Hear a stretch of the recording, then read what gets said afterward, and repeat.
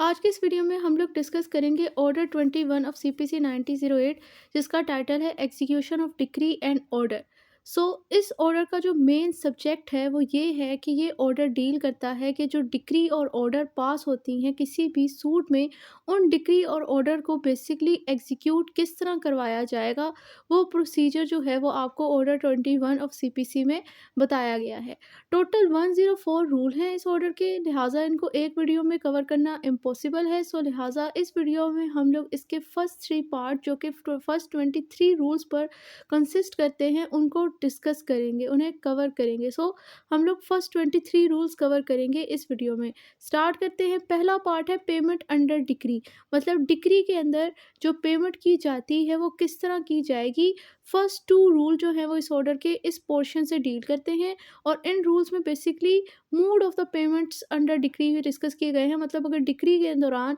Court कह देती है जजमेंट डेटर को कि वो डिक्री होल्डर को कोई सम पे करे, कोई पैसे वगैरह पे करे, तो वो पैसे, वो मनी उसने किस तरह पे करनी है, उसके टोटल 3 मोड्स बताए गए हैं अंडर दिस रूल्स। सो क्या कहते हैं, ये रूल 1 से स्टार्ट करते हैं। रूल 1 है mode of paying money under decree. Sub rule 1, all money payable under a decree shall be paid as follows. तो कह रहे जो भी पैसे वगैरह आपने पे करने हैं डिक्री के दौरान, डिक्री में, वो आप इन फॉलोइंग मोड के थ्रू पे करोगे। नॉर्मली 3 मोड्स हैं जिनके थ्रू ये पेमेंट्स वगैरह की जाती है। नंबर 1 है into the court whose duty is to execute the decree, मतलब जिस कोर्ट की ड्यूटी है उस डिक्री को एग्जीक्यूट कराने की, फर्स्ट ऑफ ऑल आप ये पेमेंट जो है वो उसी कोर्ट को कर दोगे ताकि कोर्ट ही आगे जज डिक्री होल्डर को जजमेंट डेटर के बिहाफ पे वो पेमेंट हैंड ओवर कर दे। Clause B, out of the court to the decree holder through a bank or by a postal money order or evidence by writing signed by the decree holder is authorise agent.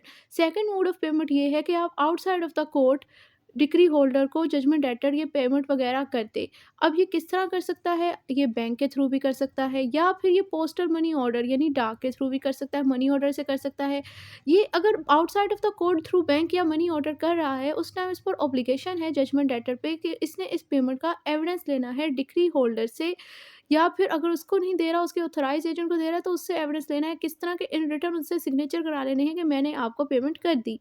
Clause C, otherwise as the court which made a decree direct, अगर किस court, अब जो जिस court ने decree pass की थी उसने किसी और मूड से पेमेंट की डायरेक्शन दी, मतलब इनसाइड ऑफ द कोर्ट और आउटसाइड ऑफ द कोर्ट कोई और मूड उसने बता दिया कि इस तरह नहीं, इस तरह आपने इसको पेमेंट करनी है, तो फिर उस मूड के हिसाब से पेमेंट की जाएगी। सो रूल 1 जो है वो बेसिकली यही डिस्कस कर रहा है कि जब भी डिक्री के दौरान अगर कोई पेमेंट का कहा जाता है कि पेमेंट करनी है जजमेंट डेटर ने डिक्री होल्डर को, तो वो 3 तरीकाकार के तहत पे की जा सकती है। नंबर 1, आप जिस कोर्ट ने डिक्री को एग्जीक्यूट कराना है उसी कोर्ट के अंदर पैसे हैंड ओवर कर देगा जजमेंट डेटर ताकि वो कोर्ट डिक्री होल्डर को आगे दे दे, यानी आप उस कोर्ट को दे दोगे। सेकंड मोड ये है कि आप outside of the court judgment debtor decree holder को पैसे दे देगा। अब ये बैंक ऑर्डर के थ्रू भी दे सकता है और मनी ऑर्डर के थ्रू भी दे सकता है, यानी बैंक या मनी ऑर्डर दोनों तरह से दे सकता है। या थर्ड मोड है कि किसी और तरीकाकार के तहत, इन दोनों मोड्स के अलावा किसी और तरीकाकार के तहत अगर कोई जिस पे कोर्ट डायरेक्शन देता है कि नहीं इस तरह नहीं, इस तरह पेमेंट करनी है। Sub rule 2, where any payment is made under clause A of sub rule 1, notice of such payment shall be given to the decree holder. So sub rule 2 यही कह रहा है कि जब आप लोगों ने सब रूल 1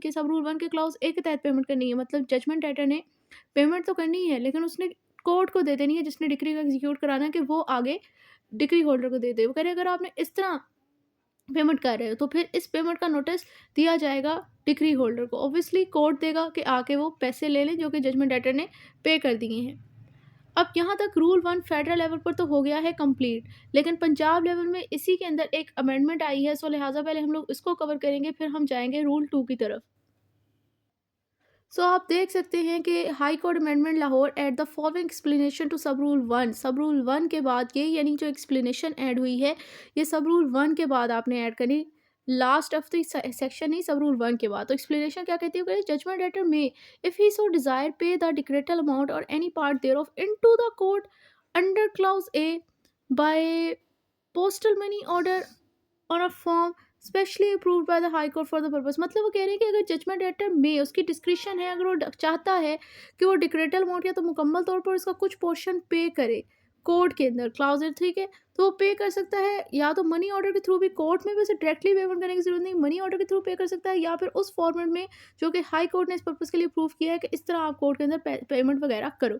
इस तरह वो कर सकता है। नेक्स्ट आते हैं रूल 2 की तरफ। रूल 2 में बेसिकली जो उसका सेकंड मोड ऑफ पेमेंट है ना, उसी को थोड़ा एलिब्रेट किया हुआ है। सो रूल 2 कहता है payment out of a court to the decree holder, मतलब जब out of the court payment की जाती है डिक्री होल्डर को जजमेंट राइटर की तरफ से, तो वो किस तरह की जाएगी। सब rule 1, where any money payable under a decree of any kind is paid out of court. अब यहाँ पर जो वर्ड पर गौर करें, वो कह रहे हैं डिक्री किसी भी नेचर की हो सकती है, यानी हो सकता है decree for payment of money हो, decree for delivery of movable property हो या इमूवेबल प्रॉपर्टी हो, या कोई specific performance of a contract हो, या किसी चीज़ के कॉन्ट्रैक्ट परफॉर्म करने, किसी चीज़ की डिलीवरी के हवाले से किसी भी नेचर की डिक्री हो सकती है। और उस डिक्री के अंदर मैटर क्या है, कोई पैसे वगैरह पे करने हैं और वो आउटसाइड ऑफ द कोर्ट पे किए जा रहे हैं, और the decree is otherwise adjusted in whole or in part to the satisfaction of a decree holder, या फिर इस डिक्री जो है वो पैसों के थ्रू नहीं बल्कि किसी और तरह एडजस्ट हो रही है, डिक्री होल्डर जजमेंट राइटर के दरमियान आया मुकम्मल तौर पर हो गई है, या उसका कुछ पार्ट जो है सेटिस्फाई कर दिया गया है, तो decree holder shall satisfy such payment और एडजस्टमेंट टू द कोर्ट।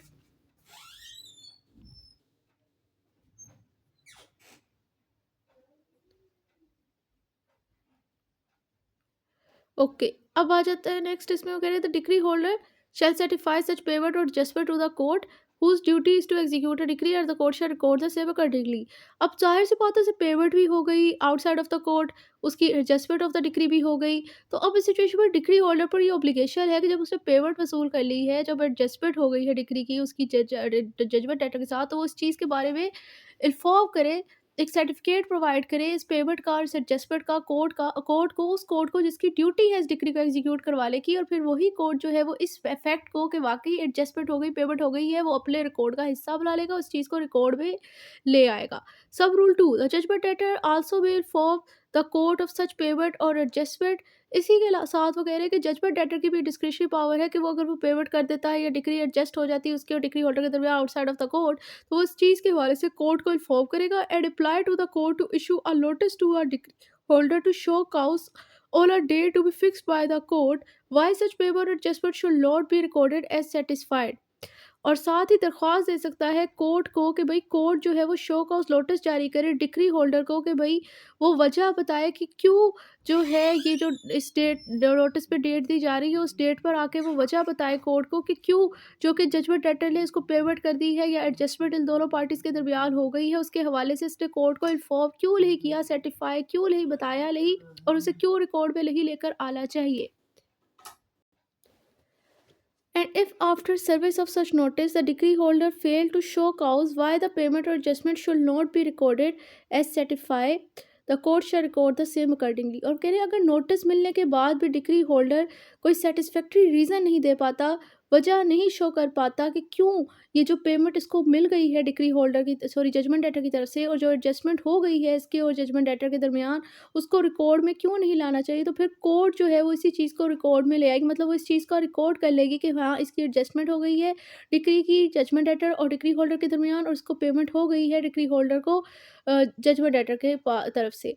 सब rule 3, any payment not made in a manner provided in rule 1 और any adjustment not made in writing shall not be recognised by the court executing a decree. Next sub rule 3 बड़ा important है, वो कह रहे हैं कि अगर कोई भी पेमेंट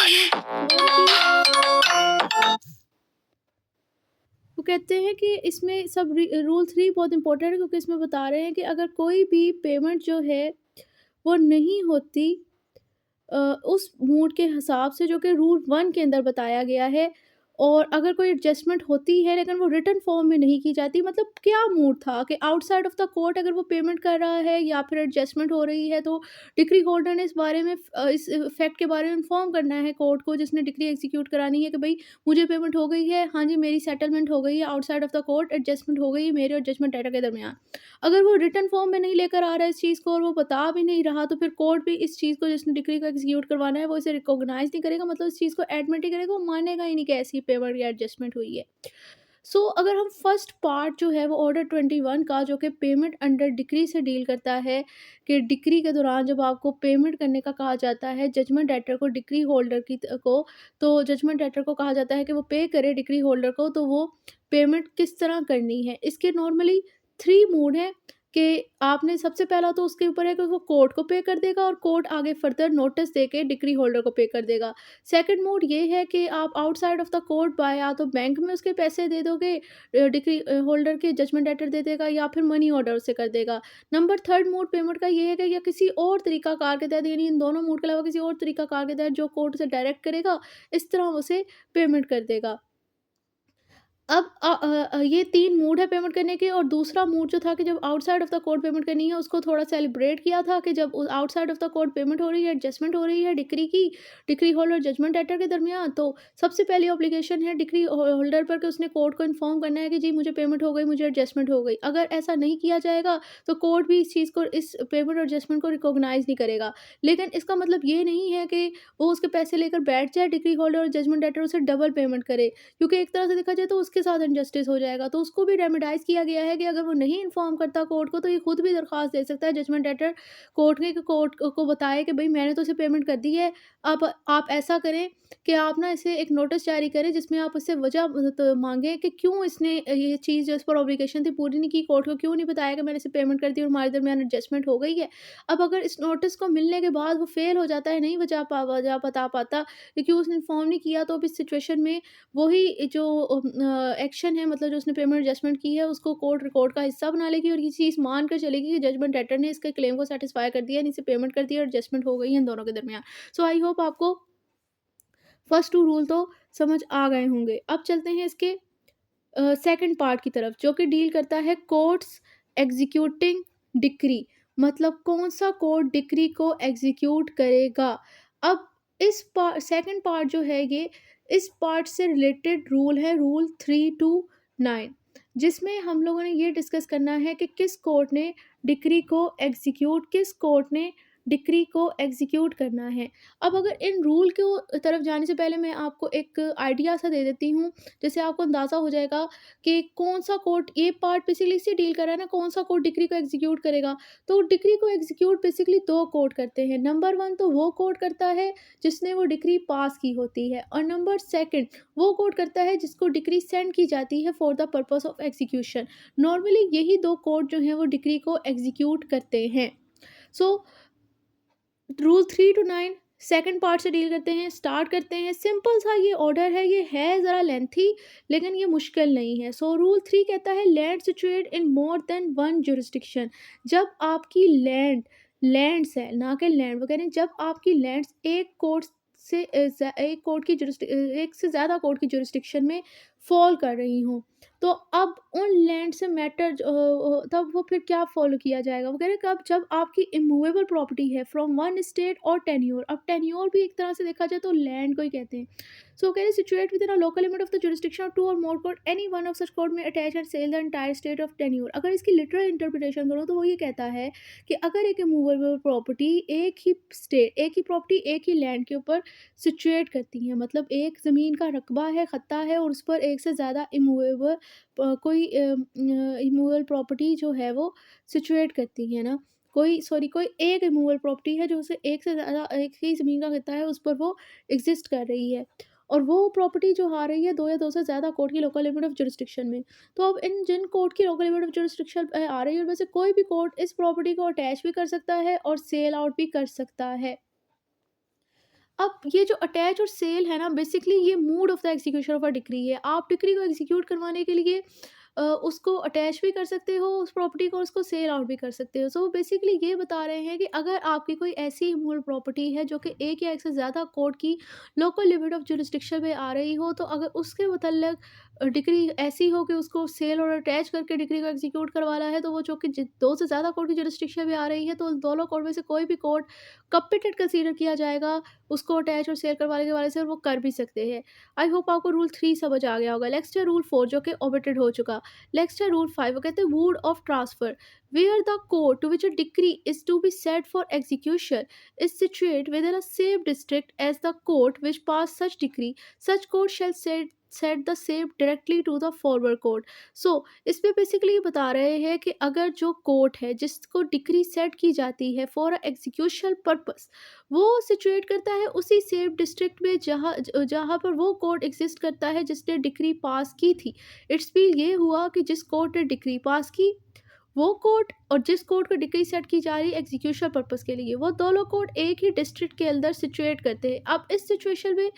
वो कोर्ट जिसने डिक्री पास की, वो उस कोर्ट को जिसको उससे वो डिक्री एग्जीक्यूट करवाना चाहता है, जो कि वो सेम ही डिस्ट्रिक्ट में फॉल करते हैं, वो उसको डायरेक्टली तौर पर ये डिक्री सेट कर देगा for the purpose of execution. ये इस रूल का फर्स्ट पार्ट था। सेकंड पार्ट ये है कि but where the court which a decree is to be set for execution is situate in a different district. मतलब कि अगर जिस कोर्ट को डिक्री सेट कर लिया आपने एग्जीक्यूशन पर्पस के लिए, वो डिफरेंट डिस्ट्रिक्ट के अंदर फॉल करता है। मतलब court which pass it shall set it to the district court of the district which the decree is to be executed. तो अब इस सिनेरियो में जिस कोर्ट ने डिक्री पास की, वो अब डायरेक्टली तौर पर तो इसे नहीं भेज सकता क्योंकि वो दोनों सेम डिस्ट्रिक्ट में नहीं है। इस सिचुएशन के अंदर वो जिस सेपरेट डिस्ट्रिक्ट में ये कोर्ट एग्जिस्ट करती है ना, उसी डिस्ट्रिक्ट के डिस्ट्रिक्ट कोर्ट को भेजेगी और वो आगे से फिर हैंड ओवर कर देगा उस कोर्ट को जिसने डिक्री को एग्जीक्यूट करवाना है। सो अगर रूल 5 को मैं सिंपल करूँ तो इसमें दो सिनेरियो है। नंबर 1 सिनेरियो ये है कि जिस कोर्ट ने डिक्री पास की और जिस कोर्ट को डिक्री सेट की जा रही है एग्जीक्यूशन पर्पस के लिए, वो दोनों कोर्ट एक ही डिस्ट्रिक्ट के अंदर फॉल करते हैं। तो अब इस सिचुएशन में उसने डिक्री एग्जीक्यूट करा ली है जिस कोर्ट ने डिक्री पास की है दूसरे कोर्ट से, जो कि दोनों सेम डिस्ट्रिक्ट में फॉल करते हैं। तो अब तो वो जो कि सेम डिस्ट्रिक्ट में है, तो वो और उसको डायरेक्टली ये डिक्री सेट कर देगा फॉर एग्जीक्यूशन पर्पस। दूसरा सिनेरियो ये है कि जिस कोर्ट ने डिग्री पास की और जिसको डिग्री सेट करी है एग्जीक्यूशन पर्पस के लिए, वो दोनों कोर्ट डिफरेंट डिस्ट्रिक्ट के अंदर सिचुएट करते हैं। अब इस सिचुएशन में उसे डायरेक्टली तौर पर नहीं भेज सकता, degree for execution purpose set नहीं कर सकता। अब वो क्या करेगा, अब वो इनके दरमियान जो कि सेम डिस्ट्रिक्ट नहीं रहा, सेपरेट डिस्ट्रिक्ट है, तो पहले वो डिग्री सेट करेगा जिस डिस्ट्रिक्ट के अंदर ये कोर्ट सिचुएट करती है, जिसने डिग्री जिससे उसकी रिक्वेस्ट है ना कि डिग्री एग्जीक्यूट करवाए, वो कोर्ट जिस डिस्ट्रिक्ट के अंदर सिचुएट करती है उसी डिस्ट्रिक्ट के डिस्ट्रिक्ट कोर्ट को पहले वो भेजेगा डिग्री, यानी डायरेक्टली नहीं भेजेगा, आगे से वो हैंड ओवर करेगा उस कोर्ट को जिससे ये जिस कोर्ट ने डिग्री पास की थी उसको मतलब था डिग्री की एग्जीक्यूशन करवाना। सो अगर हम इसको थोड़ा सा इस तरह समझते हैं कि अगर सेम डिस्ट्रिक्ट है, सेम डिस्ट्रिक्ट, ये डिस्ट्रिक्ट का आप सेव लगा लें, सेम डिस्ट्रिक्ट है और कोर्ट जिसने डिग्री पास की उसे आप कह लेते हैं कि नंबर 1 कोर्ट जो है जिसने डिग्री पास की, और नंबर 2 कोर्ट है जिसको डिग्री सेट होली है फॉर एग्जीक्यूशन पर्पस। वो सेम कोर्ट के सेम डिस्ट्रिक्ट के अंदर फॉल करते थे दोनों कोर्ट। तो अब इस सिचुएशन में उसने डायरेक्टली तौर पर इसको सेट कर दी कि आप जो है, क्योंकि वो एक ही डिस्ट्रिक्ट में थे ना, तो उसने उसको कहा कि ये जो डिग्री मैंने पास की है ना, मैं चाहता हूँ आप इसे एग्जीक्यूट करें। अब जो कि वो सेम डिस्ट्रिक्ट में थे, उसने उसको डायरेक्टली तौर पर ये डिग्री सेट कर दी फॉर एग्जीक्यूशन पर्पस क्योंकि उनका सेम डिस्ट्रिक्ट था। दूसरा सिनेरियो ये हुआ कि जब उनका डिफरेंट डिस्ट्रिक्ट हुआ, ये आप डिफरेंट डिस्ट्रिक्ट को डी से कंसीडर कर लें कि डिफरेंट डिस्ट्रिक्ट था और जिस कोर्ट ने डिग्री पास की थी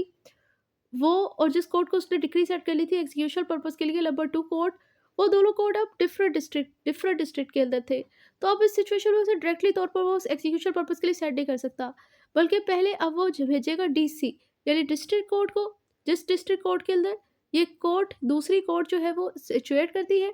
और ये डिस्ट्रिक्ट कोर्ट आगे से फिर जब इसको हैंड ओवर हो जाएगी तो ये इसको भेज देगा। सो आई होप आपको समझ आ गया होगा कि इसमें बात क्या की जा रही है। अब यहाँ पर जो रूल 5 है ना, ये फेडरल लेवल पर तो ख़त्म हो गया, लेकिन ये फेडरल लेवल पर तो ख़त्म हो गया,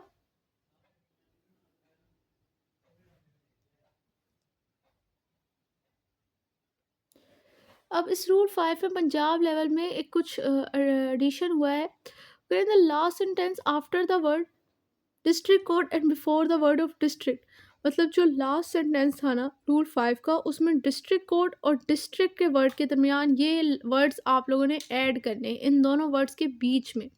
कह रहे हैं कि और द कोर्ट, वो क्या वर्डिंग है, कह रहे द कोर्ट ऑफ एनी जज having jurisdiction in the place where the decree is to be executed to whom power to receive plain has been delegated by the district जज। So basically वो ये कह रहे हैं कि पहले हम लोग पढ़कर आए ना कि अगर वो सेपरेट डिस्ट्रिक्ट में थे तो हम पहले जिस डिस्ट्रिक्ट में वो कोर्ट है जिसको आपने डिक्री सेंड करनी फॉर एग्जीक्यूशन पर्पस, आप उस डिस्ट्रिक्ट कोर्ट को भेजोगे और वो आगे हैंड ओवर करेगा। पंजाब लेवल में ये अमेंडमेंट आई है कि आप जो है उसी डिस्ट्रिक्ट कोर्ट ने किसी दूसरे जज को ये अथॉरिटी पावर डेलीगेट कर दी है कि भाई आपने ये प्लेंट इस तरह की प्लेंट रिसीव करनी है और आगे फर्दर हैंड ओवर करनी है, तो वो कोर्ट करेगा। और वो कोर्ट आगे से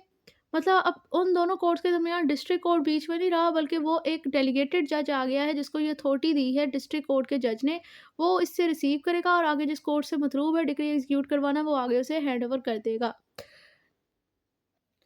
नेक्स्ट है आपके पास रूल 6, जो कहता है procedure where court desired that its own decree shall be executed by another court. where the court sending a decree for execution shall send। जिस कोर्ट को डिक्री, अब यहाँ पर बेसिकली बताया जा रहा है कि जब एक कोर्ट की डिज़ायर है कि जो डिक्री उसने पास की है वो कोई दूसरा कोर्ट एग्जीक्यूट करे, तो उस टाइम उस पर कुछ कोडल फॉर्मेलिटीज़ हैं, उसको कुछ प्रिक्विजिट पूरे करने पड़ेंगे। सो वो क्या कहते हैं कि the court setting a decree for execution shall set, जो कोर्ट डिक्री को एग्जीक्यूट कर रहा है फॉर एग्जीक्यूशन पर्पस, उसने जस्ट उस डिक्री को ही सेट कर लिया, उसके साथ कुछ चीज़ें, कुछ फॉर्मेलिटीज़ उसने पूरी कर ली है। लाइक वो क्या करेगा, अ कॉपी फॉर डिक्री, मतलब उस डिक्री के साथ सबसे पहले तो उसने उस डिक्री की कॉपी भेजनी है। क्लाउज बी में बेसिकली सर्टिफिकेट ऑफ सेटिस्फेक्शन उसने भेजना है, और सर्टिफिकेट ऑफ सेटिस्फेक्शन है क्या, वो इसी में बताया हुआ है। Certificate setting for that the satisfaction of the decree has not been obtained by the execution with the jurisdiction of the court by which it was passed. सबसे पहले अगर सर्टिफिकेट ऑफ सेटिस्फेक्शन में वो ये बताएगा कि जिस कोर्ट ने डिग्री पास की है ना, उस कोर्ट की लोकल लिमिट ऑफ जुरिसडिक्शन में इस डिग्री को की एग्जीक्यूशन नहीं करवाई जा सकती, मतलब इस डिग्री को सेटिस्फाई नहीं करवाया जा सकता। मतलब वो ये बता देगा कि मुकम्मल तौर पर डिग्री हमने एग्जीक्यूट नहीं करवाई है, मुकम्मल तौर पर डिग्री सेटिस्फाई नहीं है। और where the degree has been executed in part, या फिर अगर इस डिग्री को पार्शली आपने एग्जीक्यूट कर लिया है, तो फिर किस हद तक इसकी सेटिस्फेक्शन, मतलब किस हद तक ये परफॉर्म होगी, तो इसका मतलब इसकी सेटिस्फेक्शन होगी। जिस हद तक वो परफॉर्म नहीं हुई, वो अनसेटिस्फाई है, तो वो पोर्शन उससे सर्टिफिकेट ऑफ सेटिस्फेक्शन पर मेंशन करना है। Clause C, a copy of any order for execution of a decree, or if no such order has been made, a certificate of that effect। इसी तरह इस डिक्री को execution करने के लिए कोई ऑर्डर वगैरह पास किया कोर्ट ने, तो उस ऑर्डर की कॉपी लगानी है, और अगर कोई ऑर्डर पास नहीं किया तो वो मेंशन करना है फैक्ट कि कोई ऑर्डर पास नहीं हुआ। तो इट्स मीन ये कि जब आप लोगों ने कोर्ट ने, जिस कोर्ट ने डिक्री पास किया, आप उसे फॉर्मल कोर्ट कह लें, और जिस कोर्ट को डिक्री सेंड की जा रही है एग्जीक्यूशन पर्पज़ के लिए, उसे आप लेटर कोर्ट कह लें। तो सो कह रहे हैं जो फॉर्मल कोर्ट है ना, जब उसने डिक्री सेंड करनी है लेटर कोर्ट को फॉर एग्जीक्यूशन पर्पज़ के लिए, तो उस एग्जीक्यूशन पर्पज़ के साथ उस डिक्री के साथ उसने 3 चीज़ें उस पर फॉर्मेलिटीज़ उसने पूरी कर ली है। जैसे सबसे पहले उसने डिक्री की कॉपी लगा ली है। नंबर 2, उसने सर्टिफिकेट ऑफ सेटिस्फेक्शन लगा लिया, जिसमें वो ये मेंशन करेगा कि आया या आगे ये डिक्री मुकम्मल तौर पर अनसैटिस्फाई है, मतलब इसको एग्जीक्यूट नहीं करवाया गया, या फिर इसको पार्शली सेटिस्फाई करवा दिया गया है, पार्शली अनसैटिस्फाई है, यानी पार्शली एग्जीक्यूट हो गई, पार्शली एग्जीक्यूट नहीं हुई। क्लाउज सी में copy of the order of the execution of a decree, मतलब इस डिक्री को एग्जीक्यूट करने के लिए कोई ऑर्डर वगैरह पास किया गया है, तो उस ऑर्डर की कॉपी, और अगर कोई ऑर्डर पास नहीं किया तो वो मेंशन करना है फैक्ट। नेक्स्ट आपके पास है जी rule 7। Rule 7. Court receiving copies of decree extra to file same without proof. The court to which a decree is so sent shall cause such copies and certificate to be filed without any further proof of the decree or order for execution or the copies thereof। मतलब जिस court को आपने decree send की for execution purpose के लिए, और साथ में आप लोगों ने से कॉपी ऑफ अ डिक्री और ऑर्डर्स वगैरह और सर्टिफिकेट वगैरह उसको जमा करवाए, तो उसने इसको अपने रिकॉर्ड का हिस्सा बना लेना है, और कोई इसकी एग्जीक्यूशन पर्पज़ के लिए, इस डिक्री और ऑर्डर की एग्जीक्यूशन पर्पज़ के लिए मज़ीद कोई फर्दर प्रूफ नहीं मांगना, कि मतलब कि वो ये प्रूफ मांगे कि वाकई ही ये डिक्री जिसको आप मुझे भेज रहे हो एग्जीक्यूशन के लिए, वो उस फॉरवर्ड कोर्ट ने पास की भी है नहीं। इस चीज़ के हवाले से उसने फिर कोई प्रूफ वगैरह नहीं मांगना। ये जनरल रूल है, और हर जनरल रूल की कोई ना कोई एक्सेप्शन होती है।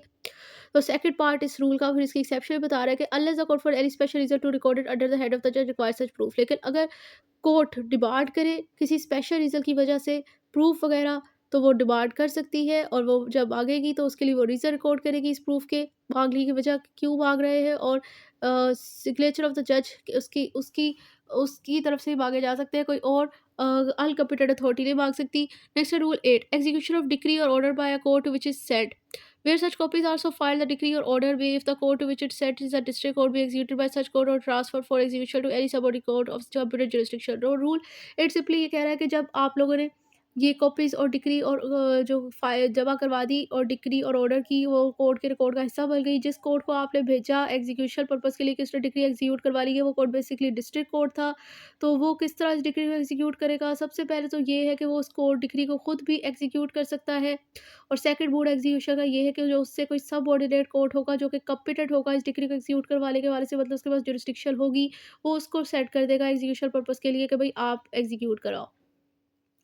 Rule 9. Execution by High Court of decree transferred by other court. Where the court to which the decree sent for execution is a high court. मतलब जिस कोर्ट को डिक्री सेंड की गई है एग्जीक्यूशन पर्पस के लिए वो बेसिकली हाई कोर्ट है. The decree shall be executed by such court in the same manner as if it had been passed by such court in the exercise of ordinary original civil jurisdiction. Ordinary original civil jurisdiction का मतलब ये है कि trial ही first stage पे ये case आया ही उसी court के पास हो. तो वो कह रहे हैं कि जब जिस कोर्ट को डिक्री सेंड की गई है ना एग्जीक्यूशन पर्पस के लिए वो बेसिकली हाई कोर्ट है, तो उसने इस डिक्री की एग्जीक्यूशन करानी है बिल्कुल इसी तरह, यही समझते हुए कि जैसे ये सबसे पहले ये केस आया ही इसी कोर्ट के पास था. मतलब हाई कोर्ट ने ही इस केस का ट्रायल किया, हाई कोर्ट ने इस केस के अंदर डिक्री पास की. वो इस कोर्ट की कोई डिक्री को इस तरह एग्जीक्यूट करवाएगा कि जैसे इस कोर्ट का केस का ट्रायल उसने किया था, इसमें उसी ने डिक्री पास की थी. क्योंकि इधर वर्ड लिखा हुआ है ना exercise of ordinary original civil jurisdiction, जिसका मतलब बता दिया कि इसका मतलब पहले नंबर पे केस लगा इस अदालत में था, इसी अदालत ने ट्रायल चलाया, इसी अदालत ने इस केस को सुना और उसने फैसला दिया इस मामले में. तो वो कह रहे हैं इस तरह ही वो उस पर फैसला करेगी, इस तरह वो उसकी एग्जीक्यूशन करेगी. मतलब वो अपने आप को ही कंसीडर करेगी कि मैं ही वो कोर्ट हूँ जिसने इस डिग्री को पास किया था. वो ये नहीं कंसीडर करेगी कि मैं वो कोर्ट हूँ जिससे इसको डिग्री को सेंड किया गया एग्जीक्यूशन पर्पस के लिए. ऑर्डिनरी ओरिजिनल सिविल जुरिस्डिक्शन का मतलब यहाँ पर ये है कोई समझेगी कि मैं ही वो कोर्ट हूँ जिसने उस डिग्री को पहले नंबर पे पास किया था. मतलब मैंने ही ट्रायल किया था, मेरे पास ही सबसे पहले केस आया था. इस तरह समझते हुए इस डिग्री को एग्जीक्यूट कराएगी. सो अगर हम लोग इस चीज़ को समराइज करें सेकंड पार्ट को, जो कि कोर्ट एग्जीक्यूटिंग अ डिक्री से रिलेटेड है. अब ज़ाहिर सी बात है अगर हम इसको थोड़ा सा रिलेट करें मेमोराइज करने के लिए, कि सबसे पहले हम लोगों ने कहा कि इसका फर्स्ट पोर्शन था पेमेंट अंडर डिक्री, मतलब डिक्री के अंदर पेमेंट कर. अब जब पेमेंट होती है तो जब भी आप किसी जगह पर पेमेंट करते हो तो वो आपका वो ये राइट बन जाता है और आपकी ये डिज़ायर होती है कि अब मेरा काम फ़ौरी तौर पर कर दिया जाए. तो सबसे पहला पोर्शन इसका है वो पेमेंट का. दूसरा पार्ट फिर डायरेक्ट ही पेमेंट के बाद एग्जीक्यूशन के ऊपर आ गए कि डिक्री की एग्जीक्यूशन, की डिक्री को एग्जीक्यूट करवाया जाएगा. अब डिक्री को एग्जीक्यूशन कराने के हवाले से सेकंड पार्ट है रूल 3 to 9, इससे डील करते हैं. इसमें बेसिकली क्या इसकी समरी बनेगी, इसकी समरी ये बनेगी कि भाई डिक्री को एग्जीक्यूट करवाया कर सकते हैं दो कोर्ट. नंबर 1 तो वो कोर्ट जिसने उस डिक्री को पास किया, और नंबर 2 वो कोर्ट जिसे डिक्री सेंड की जाती है फॉर एग्जीक्यूशन पर्पस. और जिस कोर्ट को डिक्री सेंड की जा रही है एग्जीक्यूशन पर्पस, वो हाई कोर्ट भी हो सकता है, डिस्ट्रिक्ट कोर्ट भी हो सकता है. और उन्होंने किस तरह डिक्री को एग्जीक्यूट करवाना है हाई कोर्ट और डिस्ट्रिक्ट कोर्ट का, ये अभी हम लोग रूल 8 और 9 में डिस्कस कर चुके. इसी तरह वो कोर्ट जिसको डिक्री सेंड की जा रही है एग्जीक्यूशन पर्पस के लिए, वो सेम डिस्ट्रिक्ट में भी हो सकती है, डिफरेंट डिस्ट्रिक्ट में भी हो सकती है. और वो किस तरह सेम डिस्ट्रिक्ट में किस तरह सेंड की जाएगी, डिफरेंट डिस्ट्रिक्ट में किस तरह सेंड की जाएगी, वो हम लोग इसके फर्स्ट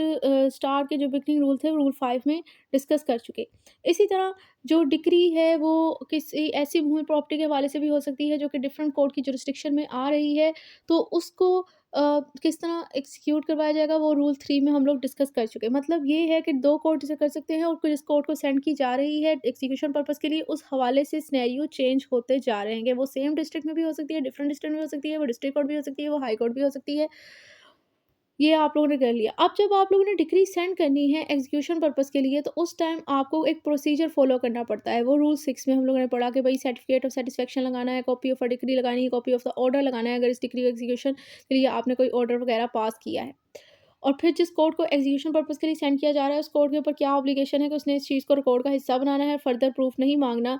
डिक्री की एग्जीक्यूशन ऑर्डर करने के टाइम के, वाकई जिस कोर्ट ने मुझे डिक्री सेंड की है एग्जीक्यूशन पर्पस के लिए उसी की तरफ से पास की हुई है रूल 7 की रिक्वायरमेंट. तो आई होप ये अब आपको इसको समराइज हो गया होगा कि इसमें बेसिकली बात क्या की गई है इस पोर्शन में. अगर मैं इसको दोबारा समराइज करूँ तो इसकी समरी यही बनती है कि 2 कोर्ट की डिक्री को एग्जीक्यूट करवा सकते हैं. नंबर 1 वो कोर्ट जिसने डिक्री को पास किया, नंबर 2 वो कोर्ट जिसको डिक्री सेंड हुई एग्जीक्यूशन पर्पस के लिए. अब जिस कोर्ट ने डिक्री को पास किया है वो कर तो सकता है, लेकिन वो कोई नहीं करना चाहता, वो चाहता है कोई दूसरा कोर्ट इसको एग्जीक्यूट करवाए, तो उसके लिए उसके ऊपर प्रोसीजर है कि उसने इस डिग्री के साथ सर्टिफिकेट ऑफ सेटिस्फेक्शन लगाना है, कॉपी ऑफ अ डिग्री लगानी है और copy of the order for the execution of a degree अगर कोई पास हुआ है तो वो ऑर्डर लगाकर भेज देना है उस कोर्ट को जिससे ये डिग्री एग्जीक्यूट करवाना चाहता है. अब जिस कोर्ट को ये डिग्री एग्जीक्यूशन पर्पस के लिए हुई है उसने इस चीज़ को रिकॉर्ड का हिस्सा बना लेना है. डिग्री की एग्जीक्यूशन और ऑर्डर के एग्जीक्यूशन के टाइम कोई मजीद प्रूफ नहीं मांगना कि भाई ये जो मुझे आई है वो इसी कोर्ट ने पास की है जो मुझसे डिमांड कर रहा है कि मैं उसको एग्जीक्यूट करवाऊँ. और ये फिर उसके ऊपर ये इनकी फॉर्मेलिटी तो पूरी हो गई. अब आ जाता है कि भाई ये जो डिग्री सेंड की जा रही है ना एग्जीक्यूशन पर्पस के लिए दूसरे कोर्ट को, वो कोर्ट आपकी सेम डिस्ट्रिक्ट में भी हो सकती है, डिफरेंट डिस्ट्रिक्ट में भी हो सकती है, डिस्ट्रिक्ट कोर्ट भी हो सकती है, हाई कोर्ट भी हो सकती है. तो अब क्या फार्मूला प्रोसीजर फॉर किया है जो हम डिस्कस कर चुके हैं. तो आई होप ये आपको समझ आ गया होगा. सो अब नेक्स्ट आ जाते हैं इसका लास्ट पोर्शन जो हमारा वीडियो का थर्ड पार्ट इस ऑर्डर का, एप्लीकेशन फॉर एग्जीक्यूशन, जो कि रूल 10 to 23 इससे डील करता है.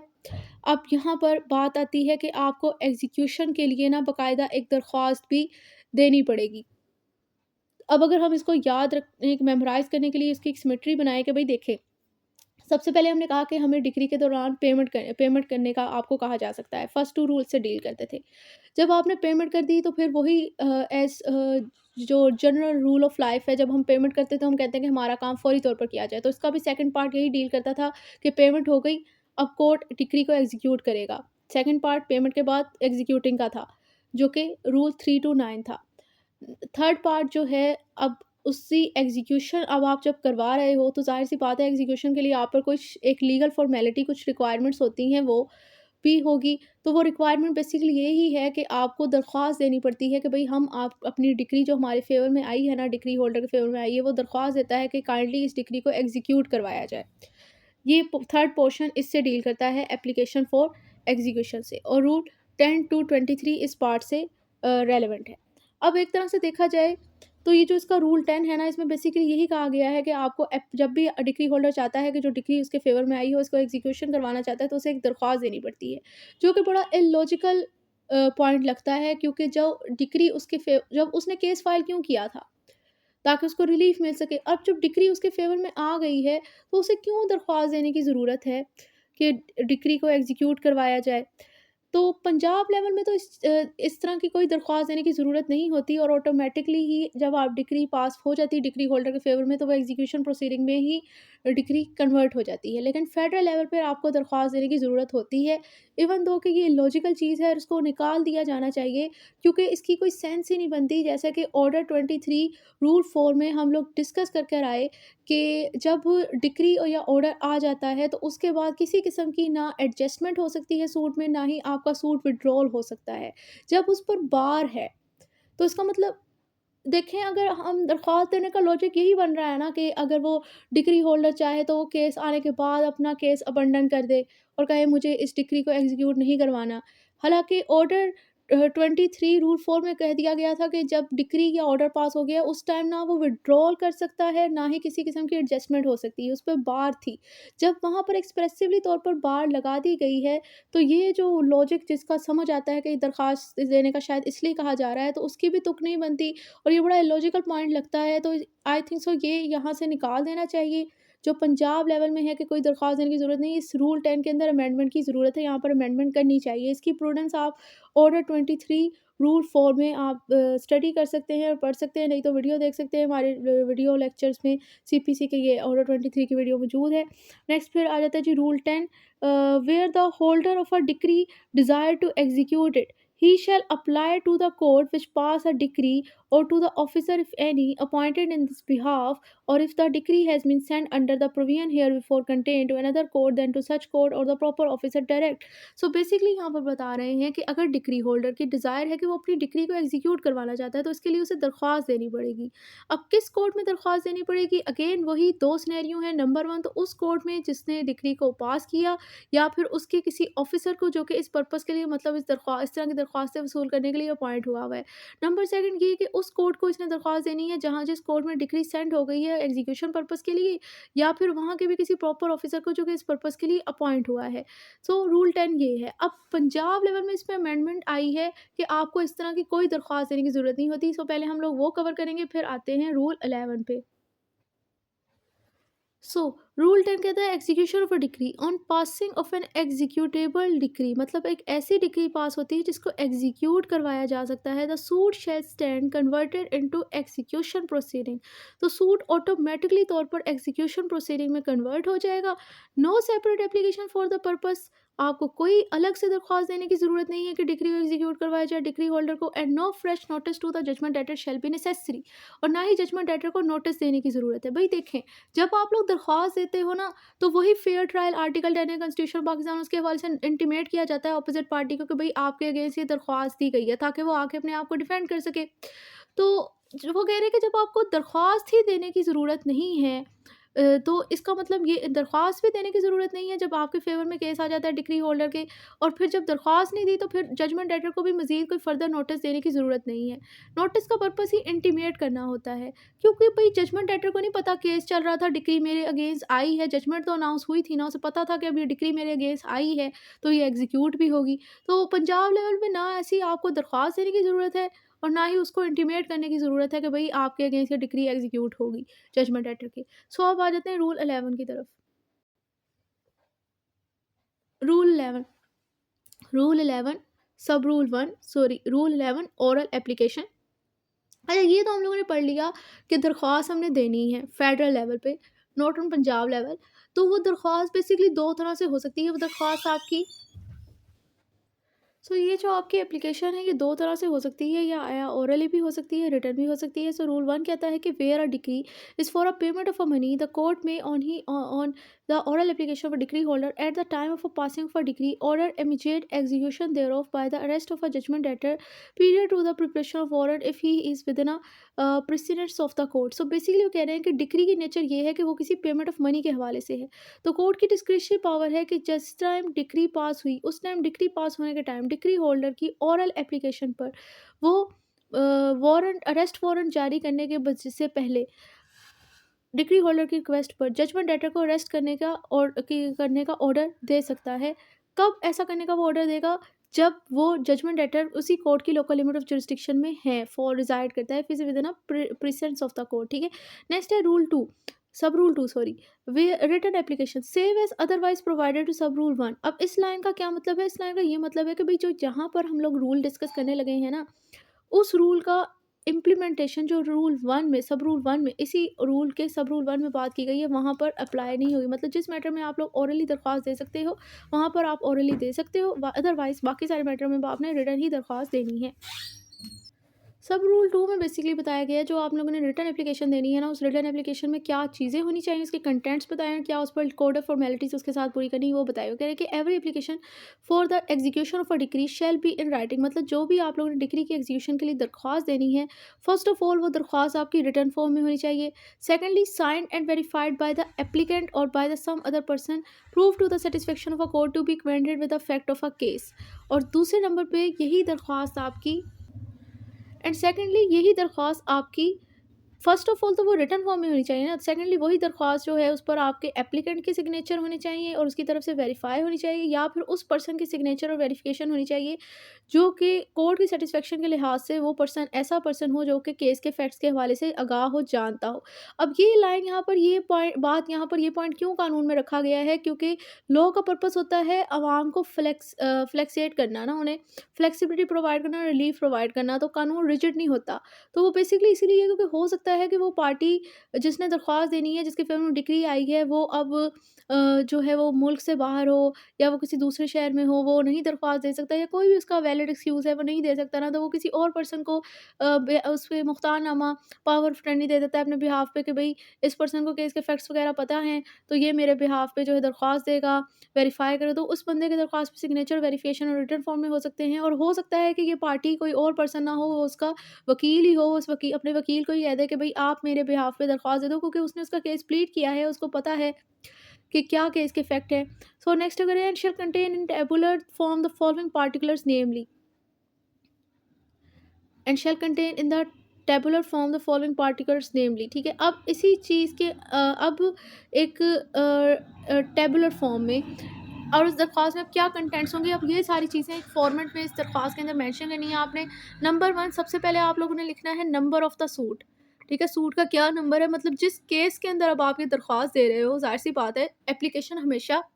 पार्ट ऑफ द सूट ही होती है। सो जिस केस के अंदर आप जिस कोर्ट के अंदर आपका केस लगा हुआ है, सबसे पहले तो आप दरख्वास्त पे लिखोगे उस कोर्ट का नाम। फिर उसके बाद जिस सूट के अंदर आप ये दरख्वास्त दे रहे हो, सूट का नंबर लिखोगे। फिर उसके बाद आप लोग जिस तरह प्लेंट के अंदर प्लेंटिफ और डिफेंडेंट की डिस्क्रिप्शंस और नेम और रेजिडेंस लिखते हैं, उसी तरह कह रहे हैं नेम ऑफ द पार्टीज यानी एप्लीकेंट और रिस्पोंडेंट्स की डिटेल्स वगैरह लिखोगे। फिर उसके बाद आप मेंशन करोगे इस एप्लीकेशन में डिक्री की डेट।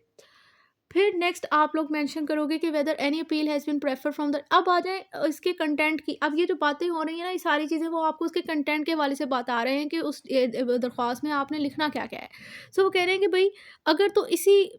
डिक्री के अगेंस्ट कोई अपील वगैरह की गई है ना, तो ये फैक्ट भी आपने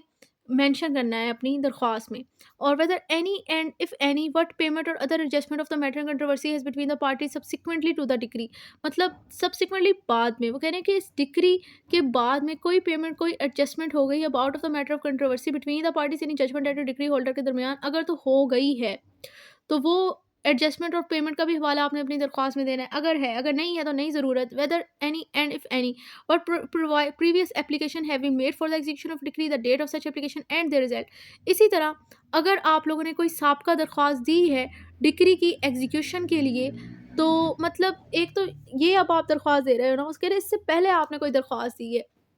डिक्री एग्जीक्यूशन के लिए, तो अब उस एप्लीकेशन की डेट और उसका क्या रिजल्ट बना था वो भी आप अपनी इस दरख्वास्त में मेंशन करोगे। Clause G, the amount with interest if any due upon the decree or the other relief granted thereby together with particular of any cross decree whether pass before or after the date of the decree so to be executed. So basically वो कह रहे हैं कि जो भी amount decree में due है, मतलब जजमेंट डेटर ने डिक्री होल्डर को देनी है, वो अमाउंट प्लस विद इंटरेस्ट वो आपने अपनी दरख्वास्त में मेंशन करना है। इसी तरह कोई दूसरा रिलीफ आपको मिला है तो वो भी आपने अपनी दरख्वास्त में मेंशन करना है। इसी तरह क्रॉस डिक्री के पार्टिकुलर्स भी आप मेंशन करोगे। अब क्रॉस डिक्री क्या होती है? क्रॉस डिक्री ये होती है कि जब सेम पार्टीज़ के दरमियान सेपरेट सूट्स के अंदर वो दोनों सेम पार्टी सेपरेट सूट में एक दूसरे के अगेंस्ट साइमल्टेनियसली तौर पर डिक्री होल्डर और जजमेंट डेटर का स्टेटस होल्ड डाउन कर रहे हैं, तो उसे हम कहते हैं क्रॉस डिक्री। इसको एक एग्जांपल समझते हैं, लाइक मिस्टर ए और मिस्टर जेड हैं, दो पार्टीज हैं, इनके दरमियान दो सूट्स थे। एक सूट के अंदर मिस्टर ए डिक्री होल्डर और मिस्टर जेड जजमेंट डेटर हैं, और दूसरे सूट के अंदर मिस्टर जेड डिक्री होल्डर और मिस्टर ए जजमेंट डेटर हैं। मतलब ये दोनों पार्टीज सेम पार्टीज हैं लेकिन सेपरेट सूट में हैं, और दोनों पार्टीज इन सेपरेट सूट्स में एक दूसरे के against simultaneously decree holder judgment debtor का स्टेटस होल्ड डाउन करें। मतलब एक सूट में एक पार्टी डिक्री होल्डर है, दूसरे सूट में दूसरी है, एक सूट में एक पार्टी जजमेंट डेटर है, दूसरे सूट में दूसरी जजमेंट डेटर है। तो वो कह रहे हैं कि अगर आप लोगों का कोई क्रॉस डिक्री भी है ना डिक्री होल्डर की जजमेंट डेटर के अगेंस्ट, मतलब किसी केस में वो इसके अगेंस्ट जजमेंट डेटर और judgment debtor basically decree holder है, तो वो उसका भी हवाला देगा। अ, अब ये क्रॉस डिक्री जो है वो बेशक जो जिस डिक्री की एग्जीक्यूशन की आप डिमांड कर रहे हो, ये क्रॉस डिक्री बेशक इस डिक्री की डेट से पहले पास हुई हो या बाद में पास हुई हो, ये मैटर नहीं करता, ये इमटेरियल है। नेक्स्ट है the amount of the cost if any awarded. इसी तरह कोई कॉस्ट कोर्ट ने आपको अवॉर्ड की है, मतलब जैसे कि लास्ट में सूट एंड हो गया ना, और हमने प्रेयर क्लाउज में कहा होता है कि जो इस सूट के लिटिगेशन में खर्चा आया है वो भी मुझे दिलवाया जाए। तो कोर्ट ने अगर कोई कॉस्ट वगैरह आपको अवॉर्ड कर दी है, तो वो कॉस्ट भी आपने अपनी एप्लीकेशन में मेंशन करनी है कि मुझे ये कॉस्ट भी साथ में एग्जीक्यूट। ये सारी चीज़ें हम लोग मेंशन क्यों कर रहे हैं दरख्वास्त के अंदर? क्योंकि ये आपके रिलीफ हैं। आप चाहते हो कि जब डिक्री को एग्जीक्यूट करवाया जाए वो कॉस्ट भी आपको दिलवाई जाए, ये जो इंटरेस्ट और जो पेमेंट ड्यू है वो भी आपको दिलवाई जाए, जो क्रॉस डिक्री के पैसे हैं वो भी आपको दिलवाए जाएँ। और ये सारी चीज़ें आपने मेंशन की। अब नेक्स्ट है the name of person against whom next है the name of person against whom execution of decree so, ठीक है, जिसके अगेंस्ट आप चाहते हो कि डिक्री को एग्जीक्यूट करवाया जाए, उस बंदे का नाम लिखना है, मतलब जजमेंट लेटर का नाम लिखोगे आप। The mood in which the assistance of the court is required, और मतलब किस तरीका कार के तहत आपको कोर्ट की असिस्टेंस चाहिए, मतलब किस तरह से आप अपनी डिग्री को एग्जीक्यूट करवाना चाहते हैं, वो भी आपने अपनी दरख्वास्त में मेंशन करना चाहिए। लाइक वो कह रहे हैं कि आप किसी जो डिग्री स्पेसिफिकली आपके फेवर में डिग्री हुई, उस प्रॉपर्टी की डिलीवरी के थ्रू कोर्ट की असिस्टेंस चाहते हो वो मेंशन करना है, या फिर किसी प्रॉपर्टी की अटैचमेंट के सेल करवा के कोर्ट की असिस्टेंस चाहते हो, या फिर बगैर अटैचमेंट के सेल करवा के असिस्टेंस चाहते हो वो मेंशन करने की, या फिर जो पर्सन है उसको अरेस्ट और उसकी डिटेंशन करवा के आप चाहते हो कि आपकी डिग्री का एग्जीक्यूट करवाया जाए, रिसीवर की अपॉइंटमेंट करवा के, या फिर किसी तरह भी जो आपको रिलीफ दिया गया है ना, जिस तरह वो रिलीफ आपको दिया जा सकता है, किस तरह एग्जीक्यू असिस्टेंस किस तरह कोर्ट को बेहतर लगता है इस हवाले से देनी चाहिए, उस हिसाब से वो आप मेंशन कर लोगे कि इस तरह मुझे असिस्टेंस प्रोवाइड की जाए। मतलब जो भी आपको रिलीफ मिला है और वो रिलीफ की नेचर जो डिमांड करती है कि किस तरह आपको कोर्ट की असिस्टेंस रिक्वायर है, वो आप दूसरा मोड भी मेंशन कर सकते हो। वो mode, the court to which an application is made under sub rule 2 may require the applicant to produce a certified copy of a degree. अब जो कोर्ट जो है जिसमें की दरख्वास्त जमा की जा रही सब रूल 2 के तहत, वो उसकी डिस्क्रिशनरी पावर है कि वो एप्लीकेंट से भी डिमांड कर सकता है कि भाई आप मुझे इस डिग्री की सर्टिफाइड कॉपी प्रोवाइड करें, मतलब जिस डिग्री के आप एग्जीक्यूशन चाहते हो उस एग्जीक्यूशन की तो आप चाहते हो, लेकिन वो आपके फेवर में डिग्री आई भी है, कोर्ट ने जो है वो पागलों की तरह तो नहीं प्रोसीडिंग स्टार्ट कर देनी। वो पहले अपने आप को मेक श्योर करेगा कि वाक़ई ही ये पर्सन डिग्री होल्डर है, और वो किस तरह मेक श्योर करेगा, वो एक डॉक्यूमेंट्री प्रूफ के थ्रू ये चीज़ मेक श्योर करेगा। इसलिए वो उसे कह सकता है कि भई मुझे इस डिग्री की सर्टिफाइड कॉपी भी प्रोवाइड करें, ताकि मुझे पता चल सके कि वाक़ई आप डिग्री होल्डर हो। आपके फ़ेवर में आई है, आप मेरे साथ कोई चूना नहीं लगा रहे हैं। नेक्स्ट है रूल 12, एप्लीकेशन फॉर अटैचमेंट। अच्छा, एक तरह से देखा जाए तो ये इल्लॉजिकल चीज़ है ये भी, क्योंकि जिस कोर्ट ने डिग्री पास की है उसी कोर्ट के अंदर वो दरख्वास्त दे रहा है, और कि आप मेरे फ़ेवर में ये डिक्री को एग्ज़ीक्यूट कर दें। तो जब उस कोर्ट ने खुद ही डिक्री पास की है तो वो उससे क्यों सर्टिफ़ाइड कॉपी माँग रही है? इसी तरह जिस कोर्ट को डिक्री सेंड हुई है अगर वो वहाँ दरख़्वास्त दे रहा है एग्ज़ीक्यूशन की, तो इसको भी इसने रूल्स इसके तहत पहले ही बता दिया था, से कॉपी ऑफ अ डिक्री भेज दी थी। तो अब भी उसे सर्टिफ़ाइड कॉपी इससे माँगनी बनती ही नहीं है। तो तभी वो कह रहे हैं कि यहाँ पर मे का वर्ड है इधर शैल का वर्ड नहीं। अगर वो चाहे तो माँग सकता है, लाज़िम नहीं है। नेक्स्ट है rule 12, application for attachment of movable property not in judgment debtor possession. Rule 12, application for attachment of movable property not in judgment debtor possession. Okay, where an application is made for the attachment of any movable property belonging to a judgment debtor but not in his possession, the decree holder shall annex to the application an inventory of the property to be attached contain a reasonable accurate description of the same. सो यहाँ पर ये कहा जा रहा है कि अगर तो आपने दरख्वास्त दी है किसी मूवेबल प्रॉपर्टी की अटैचमेंट की जो कि जजमेंट डेटर की तो है लेकिन उसकी पोसेशन में नहीं है, तो अब इस सिचुएशन में इस दरख्वास्त के साथ डिक्री होल्डर ने ऐसा क्या करना है। मैंने इस तरह की दरख्वास्त में ना जब उसकी मूवेबल प्रॉपर्टी जजमेंट डेटर की मूवेबल प्रॉपर्टी को अटैच करवाना चाहता है तो इस टाइम अपनी दरख्वास्त के साथ उसने अटैच कर देनी है inventory list of the property of a judgment debtor जिसको वो अटैच करवाना चाहता है। साथ में उस इन्वेंट्री लिस्ट में वो उसकी रीज़नेबल और इसी दरख्वास्त में वो इनकी रीज़नेबल डिस्क्रिप्शन लिख देगा उसकी मूवेबल प्रॉपर्टी की। सो नेक्स्ट है rule 13, application for attachment of immovable property to contain particulars where application is made for attachment of any immovable property belong to a judgment debtor. इसी तरह वो दरख्वास्त दे रहा है कि वो जजमेंट डेटर की इमूवेबल प्रॉपर्टी को अटैच करवाना चाहता है, it shall contain at the foot. अब इस सिचुएशन अब आप फ़र्क देखें, मूवेबल प्रॉपर्टी की अटैचमेंट की जब वो दरख्वास्त दे रहा था तब उस दरख्वास्त के साथ वो अनेक्स अटैच कर रहा था एक इन्वेंट्री लिस्ट। रूल 13 में ये है कि जब वो इमूवेबल प्रॉपर्टी के अटैचमेंट की दरख्वास्त देना चाहता है तो उस टाइम वो इसकी दरख्वास्त के का ही पार्ट बनाएगा, इसके at the end of the foot मतलब दरख्वास्त के एंड पे लिख देगा description of such property sufficient to identify the same and case such property can be identified by entry. ठीक है, यहाँ पर बेसिकली वो कह रहे हैं कि वो इस प्रॉपर्टी की डिस्क्रिप्शन लिख देगा सिमिलर प्रॉपर्टी की जो रिक्वायर्ड टू बी अटैच है कि ये प्रॉपर्टी इस तरह है। अब इसी तरह वो कह रहे हैं कि प्रॉपर्टी आइडेंटिफाइड की जा सकती है by the boundaries and numbers. जैसा कि हम लोग देखते हैं हमारी फर्द निकलती है किसी भी प्रॉपर्टी की, मकान वगैरह की, घर वगैरह की, दुकान वगैरह की, उसमें होता है खेवट खतूनी नंबर जिससे और खसरा नंबर, उससे आपको पता चल जाता है कि ये प्रॉपर्टी है कहाँ पर, किधर फॉल करती है। तो वो कह रहे हैं कि वो जो बाउंड्रीज और सेटलमेंट ऑफ सर्वे मतलब ये जो खेवट खतूनी नंबर फर्ज पर है इससे वो सेटिस्फाई की जा सकती है ना, तो वो चीज़ भी उसने मेंशन करनी है। अब आप कोई भी सिविल मुकदमा पढ़ लें तो उसमें एक अजीब सी वर्डिंग लिखी होती है कि भाई आगे बाएं जानब शुमाल के और खत्ता जनूबी आगे पीछे यहाँ से वहाँ से। तो ये जो चीज़ें होती हैं वो बेसिकली उसे अगर हम डिस्क्रिप्शन ना लिखें तो कोड को कहाँ से पता चले। हम कह दें कि भाई यहाँ पर एक मैं कह दूँ कि नूर कॉलोनी में एक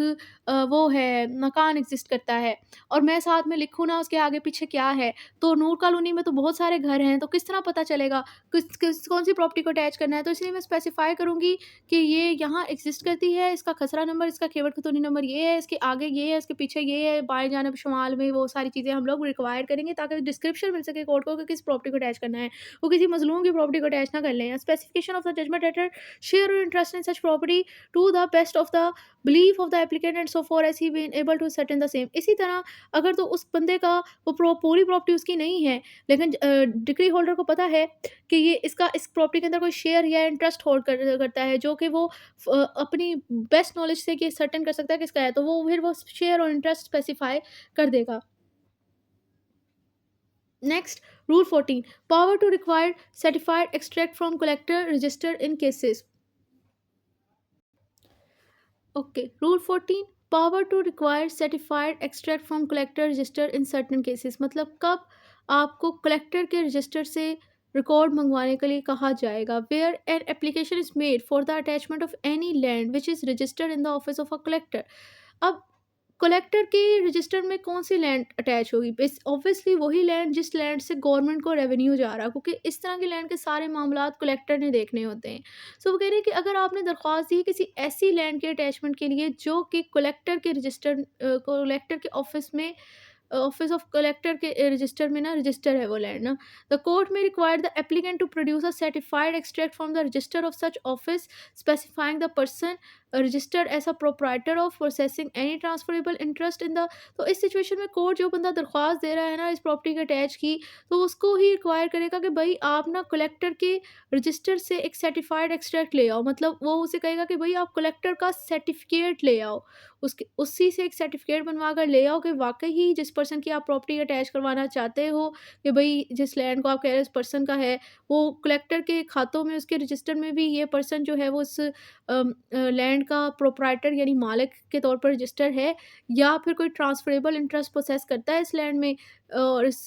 लैंड में या फिर इसके रेवेन्यू में, और एस लायबल टू पे रेवेन्यू फॉर द लैंड, या इसकी लैंड जो है वो लायबल है कि इससे लैंड से रेवेन्यू पे किया जाए, और the share to the registered proprietor, या फिर ये इसका कोई शेयर होल्ड डाउन करता है, मतलब ये सारी चीज़ें, मतलब वो आप किसी ऐसे लैंड को अटैच करवाना चाहते हो जिस लैंड से गवर्नमेंट को रेवेन्यू जा रहा है, और वो लैंड जो है वो कलेक्टर के रजिस्टर के अंदर इंदराज हुआ हुआ है उस लैंड का कि ये लैंड है, और आप इस तरह की लैंड को अटैच करवाना चाहते हो, तो वो कह रहे हैं कि कोर्ट ना आप पे एक प्री रिक्विजिट सेट करती है कि ठीक है वो अटैच तो करेंगे, लेकिन उसके पहले रिक्वायरमेंट ये है कि आप कलेक्टर से इस चीज़ का सर्टिफिकेट लेकर आओ, ताकि हमें पता चले कि जिस लैंड को आप अटैच करवाना चाहते हो इस बंदे की बोल के वाकई कलेक्टर के खाते में उसके रजिस्टर में भी ये बंदा उस लैंड का प्रोप्राइटर है, या फिर इस रजिस्टर प्रोप्राइटर में से इसका कोई शेयर वगैरह है, मतलब ये अकेला मालिक के साथ कोई और भी है, और या फिर जो इसका कोई ट्रांसफरेबल इंटरेस्ट है इस लैंड में, या फिर जो भी इधर से लैंड और रेवेन्यू वगैरह जा रहा है, इस लैंड से पे हो रहा है, इसका उसमें इंटरेस्ट वगैरह है, ये सारी चीज़ें उस सर्टिफिकेट में मेंशन हो। तब वो कहते हैं कि हम इस मैटर के ऊपर फर्दर कार्रवाई को चलाएँगे। Rule 15 application for execution by joint decree holder. Sub rule 1 where a decree has been pass jointly in favour of more person than 1, मतलब डिक्री एक से ज़्यादा पर्सन के फेवर में पास हुई है,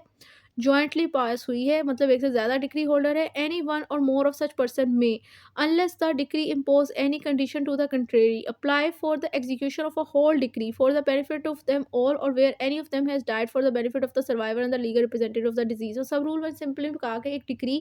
एक से ज़्यादा पर्सन के फेवर में पास हुई, यानी एक केस में एक से ज़्यादा डिक्री होल्डर है, तो इन तमाम डिक्री होल्डर में से कोई भी पर्सन तमाम लोगों के बेनिफिट के लिए अप्लाई कर सकता है फॉर द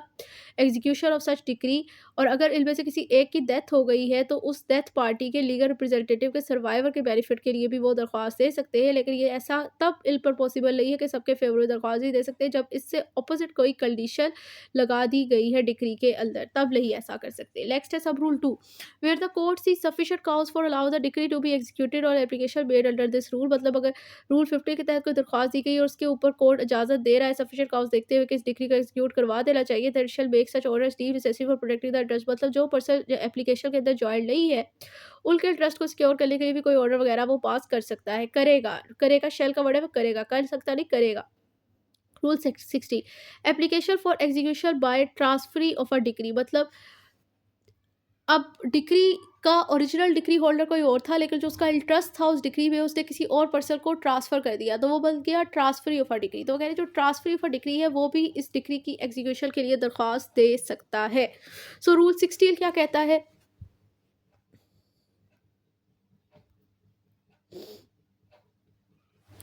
रूल 16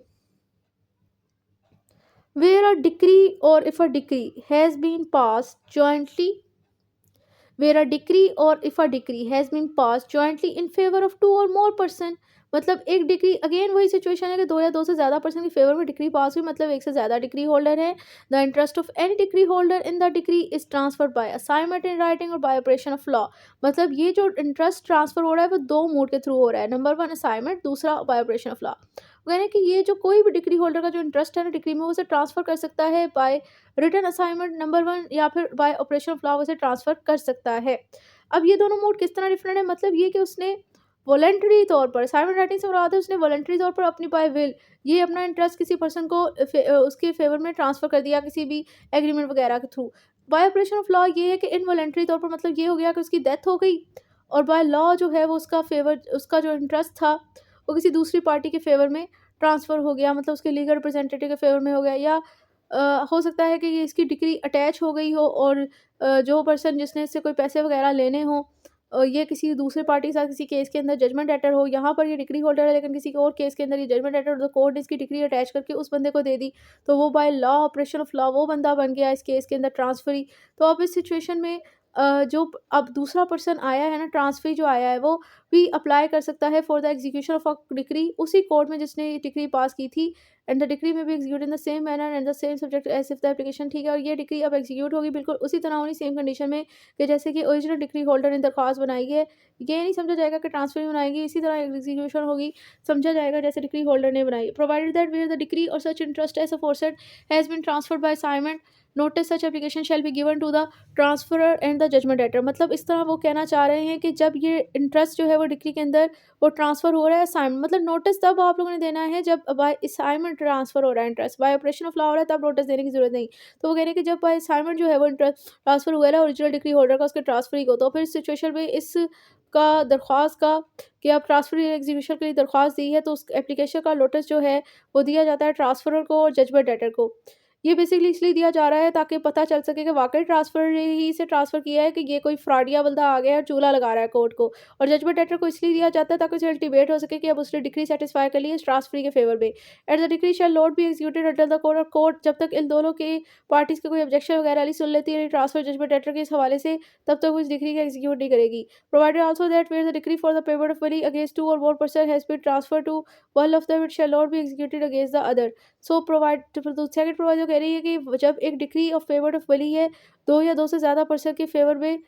2 या 2 से ज़्यादा पर्सन के अगेंस्ट, मतलब उनके अगेंस्ट पास हुई है और ये ट्रांसफ़र हो जाती है वैसे किसी एक के फेवर में, तो अब इस सिचुएशन में ये बाकी सबके अगेंस्ट एग्जीक्यूट नहीं करवाई जाएगी। इसको एक एग्जांपल से समझते हैं कि मिसाल के तौर पर मिस्टर ज़ेड हैं, ये हैं डिक्री होल्डर, इनके ऊपर लिखना डिक्री होल्डर, ये इसके अगेंस्ट जो है वो X, Y sorry X, Y और ज़ेड, ये 3 पार्टी हैं। इन्होंने क्या किया, उन्होंने अपनी ये जो डिक्री इनके पास थी ना, उन्होंने मिस्टर ज़ेड के फ़ेवर में ट्रांसफ़र कर दी, मतलब इनको ट्रांसफ़र ही बना दिया। अब ये इस केस के अंदर जजमेंट डेटर थे, डिक्री तो इन तीनों के अगेंस्ट पास हुई थी, मिस्टर ज़ेड भी जजमेंट डेटर थे, एक्स, वाई भी थे। तो वो कह रहे हैं कि भई बेशक इसने मिस्टर ए ने ज़ेड के फ़ेवर में डिक्री अपनी ट्रांसफ़र कर दी, लेकिन इस पे बार है इस तरह के ट्रांसफ़री पे जो कि उस केस के अंदर जजमेंट डेटर था कि जब उसके फ़ेवर में डिक्री ट्रांसफ़र हो भी जाती है, तो वो बाकी सबके अगेंस्ट इसको एग्ज़ीक्यूट नहीं करवा सकता क्योंकि इधर शेल का वर्ड लिखा हुआ है। तो मिस्टर ज़ेड बेशक मिस्टर ए ने उनके फ़ेवर में डिक्री ट्रांसफ़र कर दी, वो मिस्टर एक्स और वाई से वो डिक्री की एग्ज़ीक्यूशन क्लेम ही नहीं कर सकते, करवा ही नहीं सकते।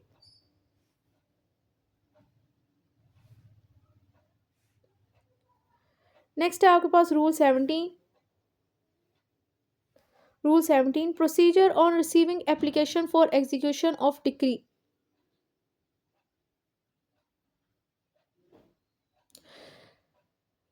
सब rule 1 or receiving an application for execution of a decree as provided by rule sub rule 2।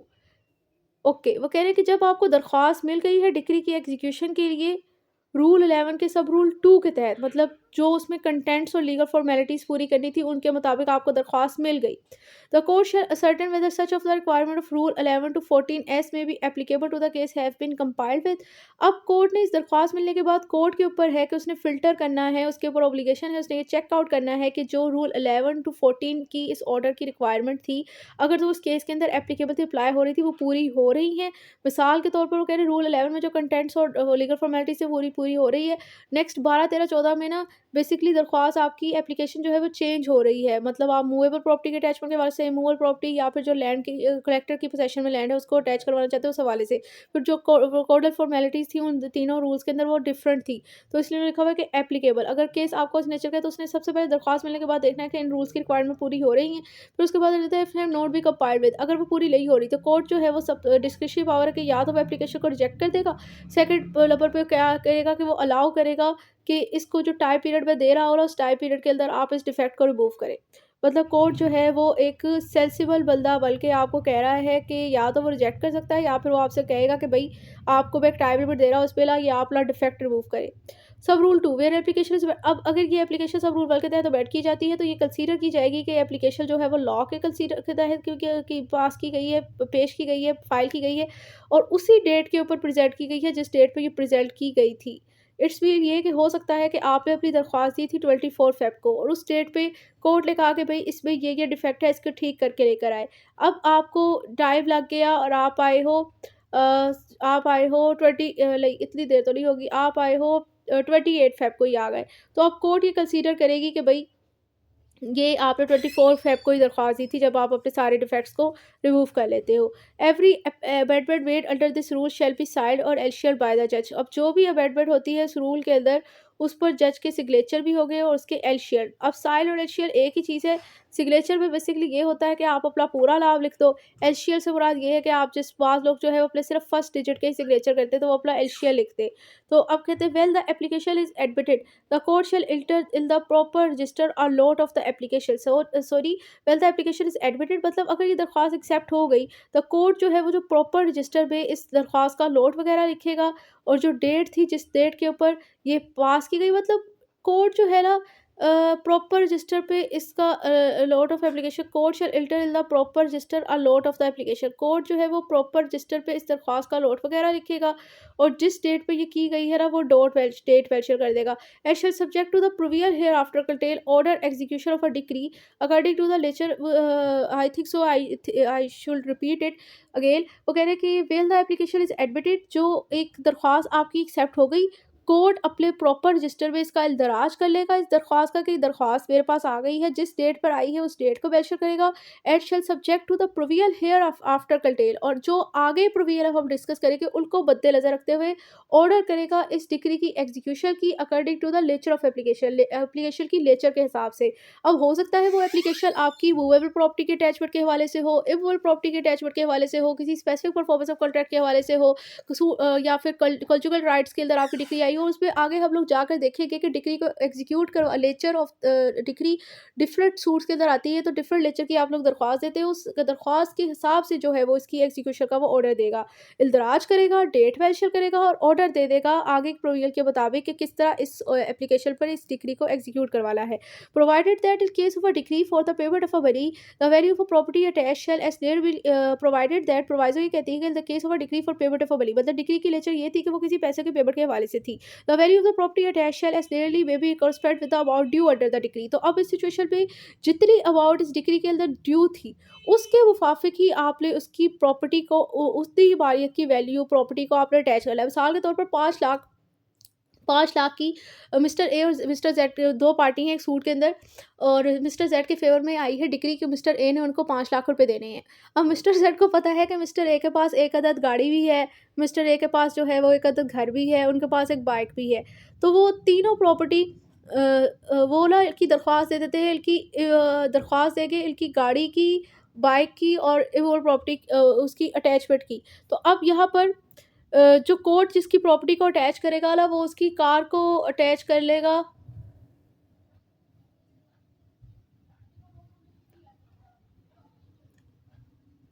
और टिकरी की अमाउंट थोड़ा कम कर ले क्योंकि कार कोई भी 5 लाख की नहीं आती। तो आप ये कर ले कि इसके पास ना 1.5 लाख या 2 लाख मिस्टर जेड के फेवर में आए थे, तो उसने दरख्वास्त दी। अब 1.5-2 लाख का बाइक आ जाती है अच्छी वाली जो होती है ना, तो उसकी बाइक जो है वो अटैच की जाएगी क्योंकि जितनी इसकी क्लेम है ना टिकरी में अमाउंट ड्यू है 1.5-2 लाख, उतनी अमाउंट की इसकी बाइक है प्रॉपर्टी, तो उसको अटैच कर लिया जाएगा मिस्टर जेड के क्लेम को सेटिस्फाई करने के लिए। नेक्स्ट है rule 18 execution in case of cross decree.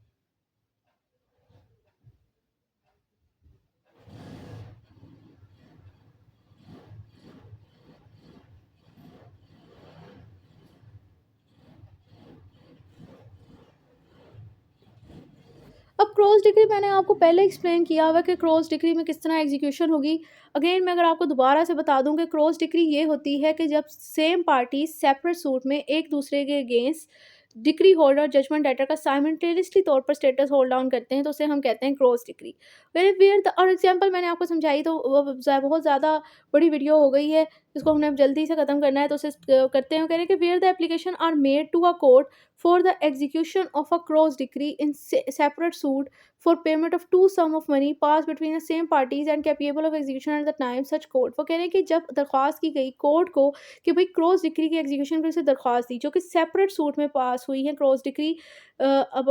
उससे कहा गया कि भाई जो 2 सम्स दोनों सेपरेट सूट में पास हुए हैं ना, उनको एग्जीक्यूट करवाइए, जो सेम पार्टीज़ के दरमियान हुए हैं और ये कैपेबल भी, एग्जीक्यूशन भी है डिक्री दोनों इस टाइम पे जिस टाइम कोर्ट में दरख्वास्त दे रहे हो। देन अगर दोनों डिक्रीज़ के अंदर जो सम थे इक्वल थे, तो फिर आप लोग क्या करोगे, आप सैटिस्फैक्शन लिख दोगे दोनों डिक्री पर इफेक्ट नहीं। मिसाल के तौर पर मिस्टर ए और मिस्टर जेड के दरमियान 2 सूट थे और सेपरेट सूट आए थे दोनों। एक सूट में मिस्टर ए डिग्री होल्डर थे, दूसरे सूट में मिस्टर जेड डिग्री होल्डर थे। दोनों सूट के अंदर अमाउंट जो है 5-5 लाख रुपए ही थी। अब दोनों सूट्स के अंदर दोनों आपस में एक दूसरे का क्रॉस डिग्री होल्ड डाउन कर रहे थे, तो दोनों सूट्स के अंदर क्या अमाउंट थी, सेम अमाउंट थी ना, 5-5 लाख थी। तो उस सिचुएशन में दोनों की डिग्री के ऊपर लिख दिया जाएगा सेटिस्फैक्शन,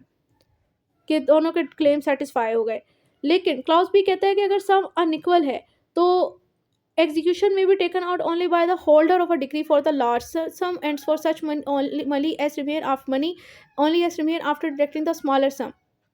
तो अब इस सिचुएशन में एग्जीक्यूशन करवाई जाएगी उस पर्सन के फेवर में जो कि लार्जर मनी होल्डर है ना, जिसके पास ज़्यादा मनी, मतलब जिसके फेवर में ज़्यादा पैसे थे ना, उसकी हद तक करवाई जाएगी। वो भी इस तरह की जो स्मॉलर सम है उसको लार्जर सम में से डिटेक्ट करके जितना रह जाएगा ना उस हद तक, और जो स्मॉलर सम वाली डिग्री वाला बंदा होगा उसकी डिग्री पर आप सेटिस्फेक्शन लिख दोगे और लार्जर सम वाले पर्सन की भी फेवर डिग्री में आप लिख दोगे कि जितना स्मॉलर सम इसके फेवर में पे हुआ है उसकी हद तक सेटिस्फेक्शन लिख दोगे। मतलब अब आप ये कर लो कि एक मिस्टर ए जेड के फेवर में 5 लाख, मिस्टर ए के पास 5 लाख की डिग्री है और मिस्टर जेड के पास जो है वो 2.5 लाख की डिग्री है उसके अगेंस्ट, वो डिग्री होल्डर है दूसरे सूट में। तो अब यहाँ पर मिस्टर जेड की तो डिग्री पे हम लोगों ने सिंपली लिख देना है कि सेटिस्फाई। मिस्टर ए की डिग्री पे हम लोगों ने लिखना है कि ये है कि 2.5 लाख तक सेटिस्फाई है और 2.5 लाख की हद तक मिस्टर ए इंटाइटल है मिस्टर जेड के अगेंस्ट एग्जीक्यूशन करवाने के। This rule shall be deemed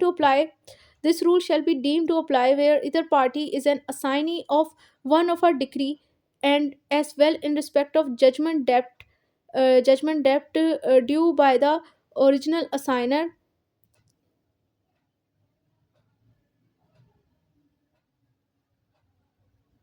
as in respect of a judgment debt due by the assignee himself। अब ये बड़ा टेक्निकल सा रूल है और कंफ्यूज करने वाला है। ये बेसिकली ये बता रहा है कि यही सेम रूल ना अप्लाई होगा उस पर्सन पर भी जो कि किसी भी डिग्री के अंदर असाइनी है। किस हवाले से अप्लाई होगा, मसलन उसके ओरिजिनल असाइनर, मतलब जिसने उसको असाइनी बनाया कि मेरे तरफ से इस पर्सन से आपने पैसे लेने हैं, इसको मैंने अपनी डिग्री ट्रांसफ़र कर दी, तो उस ओरिजिनल असाइनर के जो डेप्ट ड्यू हैं उनके लिए भी वो लायबल है कि उससे पेमेंट, वो भी डेप्ट उसने क्लियर करने हैं। इसके अलावा अगर वो खुद भी जजमेंट डेटर है उसी डिग्री होल्डर का जिसने ओरिजिनल असाइनर से पैसे लेने हैं और वो भी उसका ही जजमेंट डेटर है, तो वो असाइनी अपने डेप्ट के लिए भी लायबल है। इसको एक एग्जांपल से समझते हैं क्योंकि एग्जांपल के बगैर ये पॉइंट समझ नहीं आना। सो यहाँ पर वो कह रहे हैं कि एक मिस्टर ए है, एक केस के अंदर डिग्री होल्डर है, मिस्टर वाई जो है वो यहाँ पर जजमेंट डेटर है। उन्होंने क्या हरकत की, उन्होंने मिस्टर जेड को कहा कि आपने अब मिस्टर ए के जो मैं जजमेंट डेटर था ना, उन्होंने अपने करेक्टर टाइटल इनको ट्रांसफ़र कर दिया कि अब आपने मेरे डेप्ट को पे करना है। उसे असाइनी बना दिया, ए को असाइनी बना, जेड को असाइनी बना दिया। अब मिस्टर जेड और जब इस केस में पार्टी बने तो मिस्टर ए ने कहा ओ हो ये क्या हो गया भाई मिस्टर जेड, मैंने तो आपसे भी पैसे लेने थे। ये मिस्टर जेड तो ऑटोमेटिकली, इनकी भी एक डिग्री इनके पास थी, इनके साथ में इनकी एक डिग्री चल रही थी जिसमें ये जजमेंट डेटर थे और मिस्टर ए इनके अगेंस्ट भी डिग्री होल्डर थे। तो अब एक तरह से देखा जाए वो डबल लाइबिलिटी उस पर आ गई है। मिस्टर जेड जो है वो बेचारे फंस गए हैं, उन पर डबल लाइबिलिटी आ गई है। एक तो उन पर अपने डेप्ट की है क्योंकि वो भी मिस्टर ए के साथ किसी केस के अंदर जजमेंट डेटर हैं, उन्होंने अपना डेप्ट भी सेटिस्फाई करना है और मिस्टर वाई ने उन्हें असाइनी बना दिया है, तो इनके डेप्ट के लिए भी वही लायबल हैं। ये दोनों डेप्ट्स इन्होंने पूरे पे करने हैं। ये नहीं है कि वो किसी एक डेप्ट से बच जाएंगे।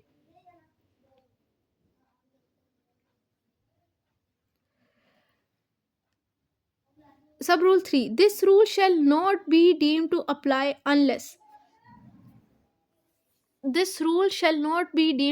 अनलेस, ठीक है, ये रूल अप्लाई होता ही नहीं। मतलब अब रूल 3 क्रॉस डिग्री के रूल को अप्लाई करने के लिए कुछ कंडीशन प्रेसिडेंट पूरी करनी पड़ेगी, वो यहाँ पर बताई जा रही है। वो कह रहे सबसे पहले तो ये है कि decree holder one of the suit which the decree have been made is the judgment letter is the other and each party fill the same character, मतलब एक पर्सन एक केस, अब एक तरह से देखा जाए ना क्रॉस डिक्री को डिफाइन करें कि दोनों पार्टी सेपरेट सूट में एक दूसरे के against simultaneously decree holder judgment letter का स्टेटस होल्ड डाउन कर रहे हो और जो सम ये लोग क्लेम कर रहे हैं वो डेफिनेट हो, मतलब अनसर्टेन ना हो, certain. Rule 4, sub rule 4, the holder of a decree passed against several persons jointly and severally may treat it as a cross decree in relation to decree passed against him singly in favor of one or more of such person. सब rule 4 ये कहता है कि अगर एक person है judgement writer और उसकी डिक्री पास हुई है, काफ़ी एक से ज़्यादा पर्सन के अगेंस्ट डिक्री पास हुई, मतलब उस एक ही केस के अंदर एक से ज़्यादा जजमेंट राइटर और एक डिक्री होल्डर है और उन्हीं तमाम जजमेंट राइटर में से कोई एक पर्सन है जो कि इस ओरिजिनल डिक्री होल्डर के अगेंस्ट भी डिक्री रखता है, मतलब उसकी क्रॉस डिक्री के अगेंस्ट, तो बेशक वो उस केस के अंदर जजमेंट राइटर है और बाकी सब तो उसके अगेंस्ट क्रॉस डिक्री नहीं रखते, वो रखता है तो अपनी इस क्रॉस डिक्री को इसके अगेंस्ट एग्जीक्यूट करवा सकता है। अब इसको एक एग्जाम्पल से समझते हैं क्योंकि बगैर एग्जाम्पल के ये पॉइंट क्लियर नहीं होगा। तो इधर आप समझेंगे मिस्टर जेड हैं, ये हैं डिक्री होल्डर और ए बी सी ये हैं जजमेंट डेटर, सारे के सारे जजमेंट डेटर हैं। मिस्टर ए भी एक डिक्री रखते हैं मिस्टर जेड के अगेंस्ट, मतलब ये इसके साथ जजमेंट है लेकिन ये भी इसके अगेंस्ट डिक्री रखते हैं और अब ये हैं डिक्री होल्डर और ये हैं जजमेंट डेटर। एक मैटर के अंदर ये दोनों केस 1 के अंदर इस तरह है और केस 2 के अंदर ये दोनों इस तरह हैं, ऑपोजिट स्टेटस है दोनों का। तो अब इस सिचुएशन में बेसिकली बेशक बी और सी तो दोनों ही मिस्टर जेड के अगेंस्ट कोई डिक्री नहीं रखते, लेकिन मिस्टर ए तो रखता है तो वो इसको एग्जीक्यूट करवा सकता है, उस पर बार नहीं है।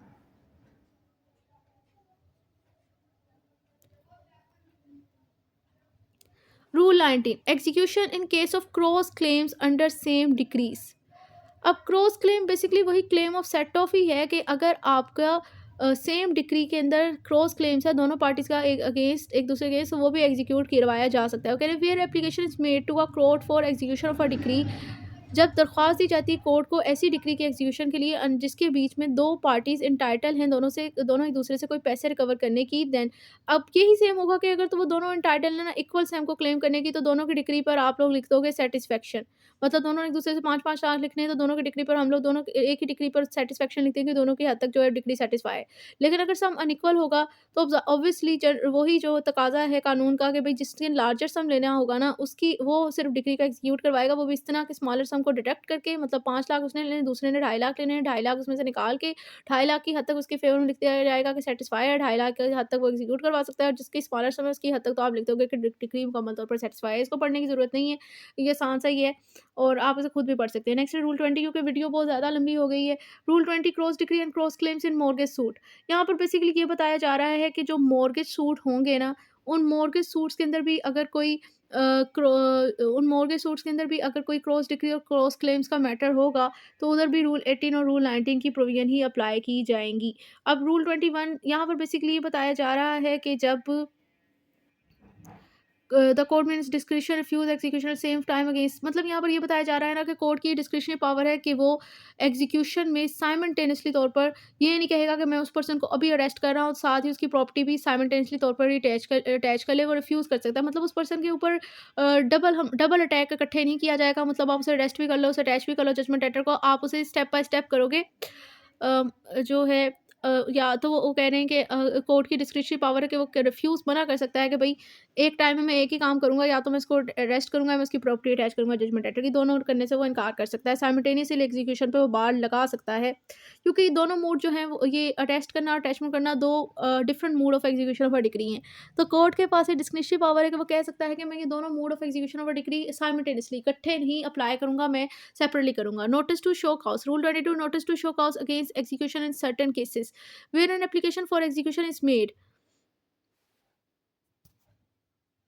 अब अगेन वही जो मेरा फॉल्ट है, रूल 17 के अंदर एक अमेंडमेंट आई थी पंजाब लेवल पे जो कि मैंने डिस्कस नहीं की, पहले हम लोग इसको कवर करते हैं फिर रूल 22 पे चलते हैं। सॉरी माय मिस्टेक, रूल 17 में कोई अमेंडमेंट नहीं है, रूल 22 में ही है, तो 22 को आप पढ़ें और फिर उसके बाद हम लोग अमेंडमेंट को भी देख लेंगे। वो कह रहे हैं कि where an application for execution is made, तो बेसिकली यही अमेंडमेंट है कि यहाँ पर जो फेडरल लेवल पे 1 ईयर का टाइम है ना, वहाँ पर 2 ईयर की लिखा हुआ है पंजाब लेवल में। सो वो कह रहे हैं कि अगर एक दरख्वास्त दी जाती है एग्जीक्यूशन की रूल 22 का अगर टाइटल देखें तो वो कह रहे हैं कि जब आप लोगों ने डिक्री को एग्जीक्यूट करवाना है तो उसके लिए ज़ाहिर-सी बात है आप दरख्वास्त दोगे तो फिर ऑपोज़िट पार्टी को यानी जजमेंट डेटर को उसका नोटिस भी दिया जाएगा। सो रूल 22 में बेसिकली यही बताया 2 ही चीज़ें डिस्कस की गई हैं जनरल रूल एक्सेप्शन के कब नोटिस देना है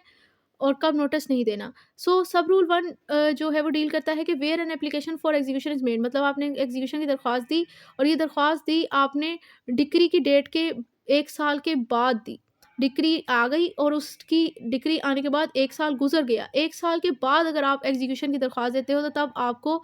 नोटिस वग़ैरह देना पड़ता है जजमेंट डेटर को। इसी तरह जब आप लोग डिक्री की एग्जीक्यूशन करवाना चाहते हो ओरिजिनल डिक्री होल्डर के लीगल रिप्रेजेंटेटिव के अगेंस्ट, तो तब भी आपको लीगल रिप्रेजेंटेटिव को नोटिस देना पड़ता है कि भाई हम डिग्री को एग्जीक्यूट करवाना चाहते हैं। और when application is made for execution degree file under the और सेक्शन 44 ए ऑफ के तहत 44 ए के तहत जो डिग्री पास हुई होती है, अगर आप उस डिग्री को एग्जीक्यूट करवाना चाहते हो तब भी आपको नोटिस देना पड़ता है। सेक्शन 44 ए के तहत बेसिकली वो डिग्री डिस्कस की गई है कि जब एक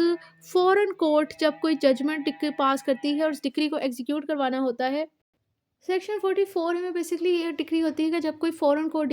जजमेंट पास करती है और फिर उस जजमेंट तो बाद फिर डिक्री आती है जो उस डिक्री को एग्जीक्यूट करवाना होता है। जब आप लोगों ने मतलब फ़ॉरेन कोर्ट की डिक्री को एग्जीक्यूट करवाना होता है तो उसके लिए भी जब आप दरख्वास्त देते हैं तो उसका भी नोटिस दिया जाता है। नोटिस देना पड़ेगा मतलब इन 3 मैटर के अंदर आपको नोटिस देना है। The court executing the decree shall issue a notice to the person against whom execution is applied मतलब जिस कोर्ट में डिक्री को एग्जीक्यूट करवाना है ना, वो जिस पार्टी के अगेंस्ट आप एग्जीक्यूशन चाहते हो उसको आप नोटिस वगैरह देगी और उस पे एक डेट मेंशन कर देगी इस नोटिस पे कि जिस डेट पर उसने आना है और शो कॉज़ देना है कि क्यों उसके अगेंस्ट डिक्री एग्जीक्यूट नहीं होनी चाहिए। सो अगर मैं इसको दोबारा करूँ तो वो बेसिकली ये कहना चाह रहे हैं कि 3 मैटर हैं जब आप लोगों ने note application of the execution of decree के लिए जब अप्लाई करोगे तब आपने नोटिस देना है उस पार्टी को जिसके अगेंस्ट डिक्री को एग्जीक्यूट करवाना आपको रिक्वायर्ड है। नंबर 1 मैटर ये है कि जब आप लोग डिक्री को एग्जीक्यूट करवाना चाहते हो लेकिन आपने उस डिक्री के पास होने के 1 साल के बाद दरख्वास्त दी है, तब आपको जिस पार्टी के अगेंस्ट डिक्री एग्जीक्यूट करवाना मतलूब है उसको आपको नोटिस देना पड़ेगा। नंबर 2 ये कि अगर आपने legal representative the original decree holder के sorry judgment legal representative the judgment debtor के अगेंस्ट डिग्री एग्जीक्यूट करवानी है तो फिर इस सिचुएशन में आपको तब भी नोटिस देना पड़ेगा उस जजमेंट डेटर को जिनके अगेंस्ट आपको रिक्वायर है कि डिक्री एग्जीक्यूट करवाई। नंबर 3 ये कि 44 ए के तहत जो डिक्री पास होती है ना, उसको आप एग्जीक्यूट करवाना चाहते हो तो तब भी आपको जिस पार्टी के अगेंस्ट डिक्री एग्जीक्यूट करवाना चाहते हो उसको नोटिस देना पड़ेगा। प्रोवाइडेड दैट नो सच अब आ जाते हैं प्रोवाइज़ो पे जिसमें बताया गया। अब इसका सब रूल 2 और जो प्रोवाइज़ो है ना रूल 1 का वो बेसिकली बता रहे हैं कि कब आपको नोटिस देने की ज़रूरत नहीं करे। Provided that no such notice shall be necessary in consequence of more than 1 year having elapsed between. अब मैं अगेन बता दूँ कि यहाँ पर जितनी दफ़ा भी 1 ईयर का वर्ड लिखा हुआ है वो बेसिकली पंजाब लेवल में 2 ईयर हो गया है। तो यही अमेंडमेंट है इसमें और कोई ख़ास अमेंडमेंट नहीं है, बाकी सारे सेक्शन वही है। प्रोवाइडेड नो सच नोटिस अब ये नोटिस आपको देने की ज़रूरत नहीं होती अगर तो जिस दिन जो decree provided that no such notice shall be necessary in consequence of more than 1 year having elapsed between the date of a decree and the application for execution if the application is made within 1 year from the date of the last order against the party against whom execution is applied for made on any previous application for execution। सो पहली बात तो वो ये कह रहे हैं कि जिस पार्टी के अगेंस्ट आपको एग्जीक्यूशन रिक्वायर है ना,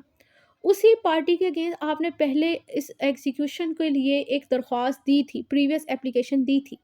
और उस प्रीवियस एप्लीकेशन के 1 साल के अंदर ही आपने अगेन एक सेकंड एप्लीकेशन दे दी।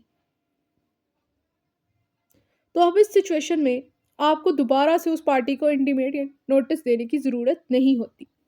दूसरा कंसीक्वेंस ये है कि और in consequence of the application being made against a legal representative judgment debtor upon a previous application for execution against the same person the court has order execution the issue against him. दूसरा consequence ये है कि आपने इसी judgment debtor के legal representative के against दरख्वास्त दी थी, पहले कोई दरख्वास्त दी हुई थी और उस प्रीवियस एप्लीकेशन के ऊपर कोर्ट ने एग्जीक्यूशन का ऑर्डर भी पास कर दिया था। तो अब आप जब सेपरेट दोबारा एक दरख्वास्त दे रहे हो तो अब आपको दोबारा लीगल रिप्रेजेंटेटिव को इंटीमेट करने की ज़रूरत नहीं। तो ये बेसिकली कह रहे हैं कि भाई देखें,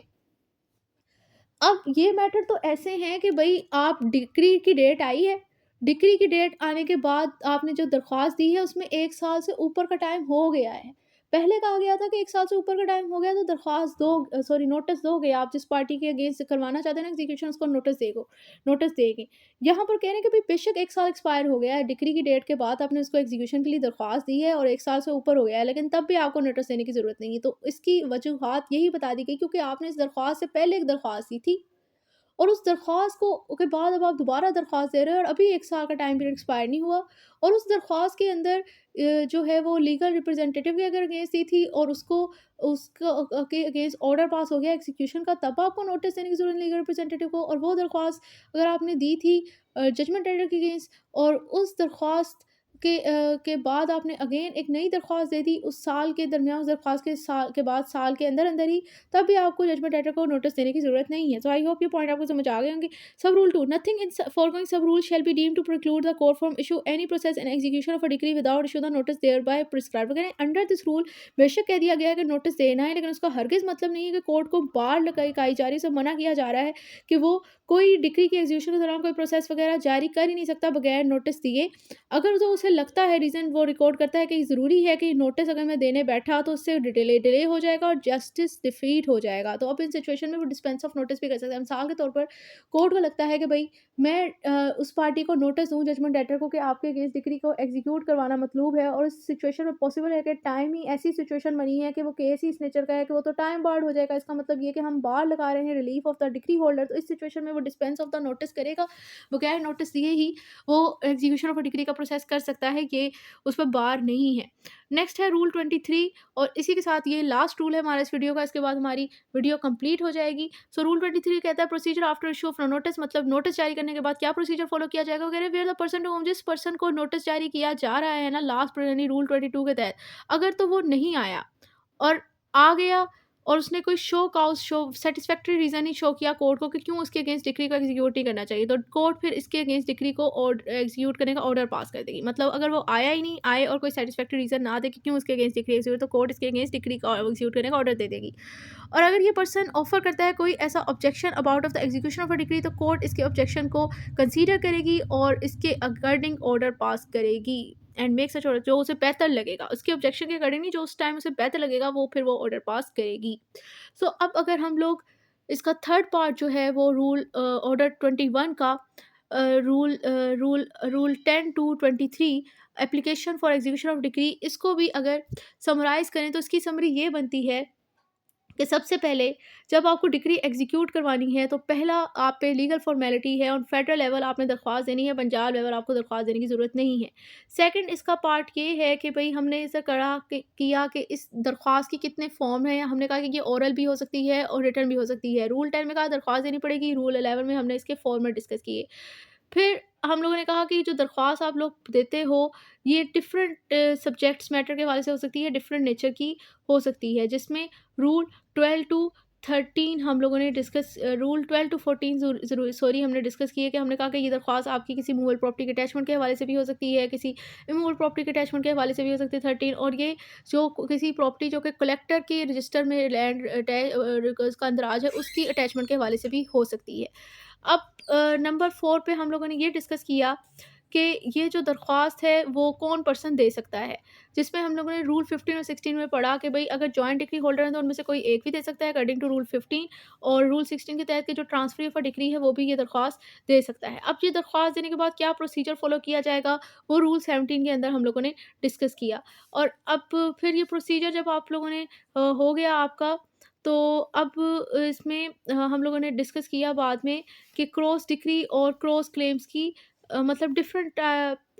प्रोसीजर। अब फिर उसके बाद हमने डिस्कस किया कि ये डिफरेंट नेचर की डिक्री है कि क्रॉस, अब हम लोगों ने डिक्री की काफ़ी सारी काइंड्स पढ़ ली हैं इस पूरी सीपीसी के सेशन में, जिसमें हमने को कहा है कि भाई डिक्री कंसेंट डिक्री यानी कंप्रोमाइज़ डिक्री भी होती है, प्रीलिमिनरी डिक्री भी होती है, पार्शियल डिक्री भी होती है, और प्रीलिमिनरी पार्शियल और फाइनल डिक्री भी होती है। सॉरी, प्रीलिमिनरी डिग्री होती है, फाइनल डिग्री होती है, और पार्शली प्रीलिमिनरी और फाइनल डिग्री भी होती है, और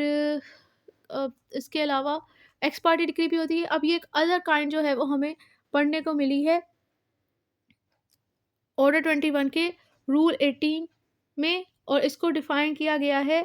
रूल इसके सब रूल 3 के क्लाउज ए में। एक तरह से देखा जाए उसको डिफाइन किया गया है, या आप कह सकते हो कि इसको प्रॉपर डिफाइन नहीं किया गया, लेकिन यहाँ पर उसको बता दिया गया है कि इसकी कंटेंट क्या होनी चाहिए, तो इसका मतलब इसकी थोड़ी सी इसका आइडिया दिया गया है। तो आप ये भी अपने माइंड में रख लें कि यहाँ पर एक ये सीपीसी में एक और काइंड ऑफ डिग्री आपको पढ़ने को मिल गई है, क्रॉस डिग्री। खैर हम यहाँ पर थे इसकी समरी पे कि फिर हम लोगों ने डिस्कस किया कि जो डिग्री जो के लिए जब आपने दरख्वास्त दे दी तो फिर उसका क्या प्रोसीजर फॉलो किया जाएगा इसकी एग्जीक्यूशन में, फिर एक क्रॉस डिग्री को किस तरह एग्जीक्यूट कराया जाना है, और क्रॉस क्लेम अगर डिक्री में है तो उनको किस तरह एग्जीक्यूट करवाया जाएगा। मतलब आप एक तरह से इसके जनरल प्रोविजन बना लें ये 18 से लेकर, और इसका साइमल्टेनियसली एग्जीक्यूशन पे बार है, और मॉर्गेज सूट के अंदर क्रॉस डिग्री और क्रॉस क्लेम को किस तरह एग्जीक्यूट करवाया जाएगा।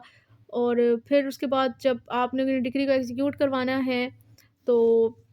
प्रोसीजर फ़ॉलो करते हुए साथ ही ये है कि नोटिस भी आपको देना पड़ता है, जिस पार्टी के अगेंस्ट आपको मतलूब है उसे नोटिस देना पड़ता है। और नोटिस देने के बाद क्या प्रोसीजर फ़ॉलो किया जाता है वो रूल 23 में था। तो आई होप कि आपको समझ आ गया होगा कि सारे पॉइंट्स इसमें डिस्कस किए गए थे पार्ट 3 में। और बाकी का इंशाल्लाह हम लोग नेक्स्ट वीडियो में कवर करेंगे। यहाँ तक भी हम लोगों ने फर्स्ट टू 23 रूल जो है वो ऑर्डर 21 सीपीसी के कवर किए हैं।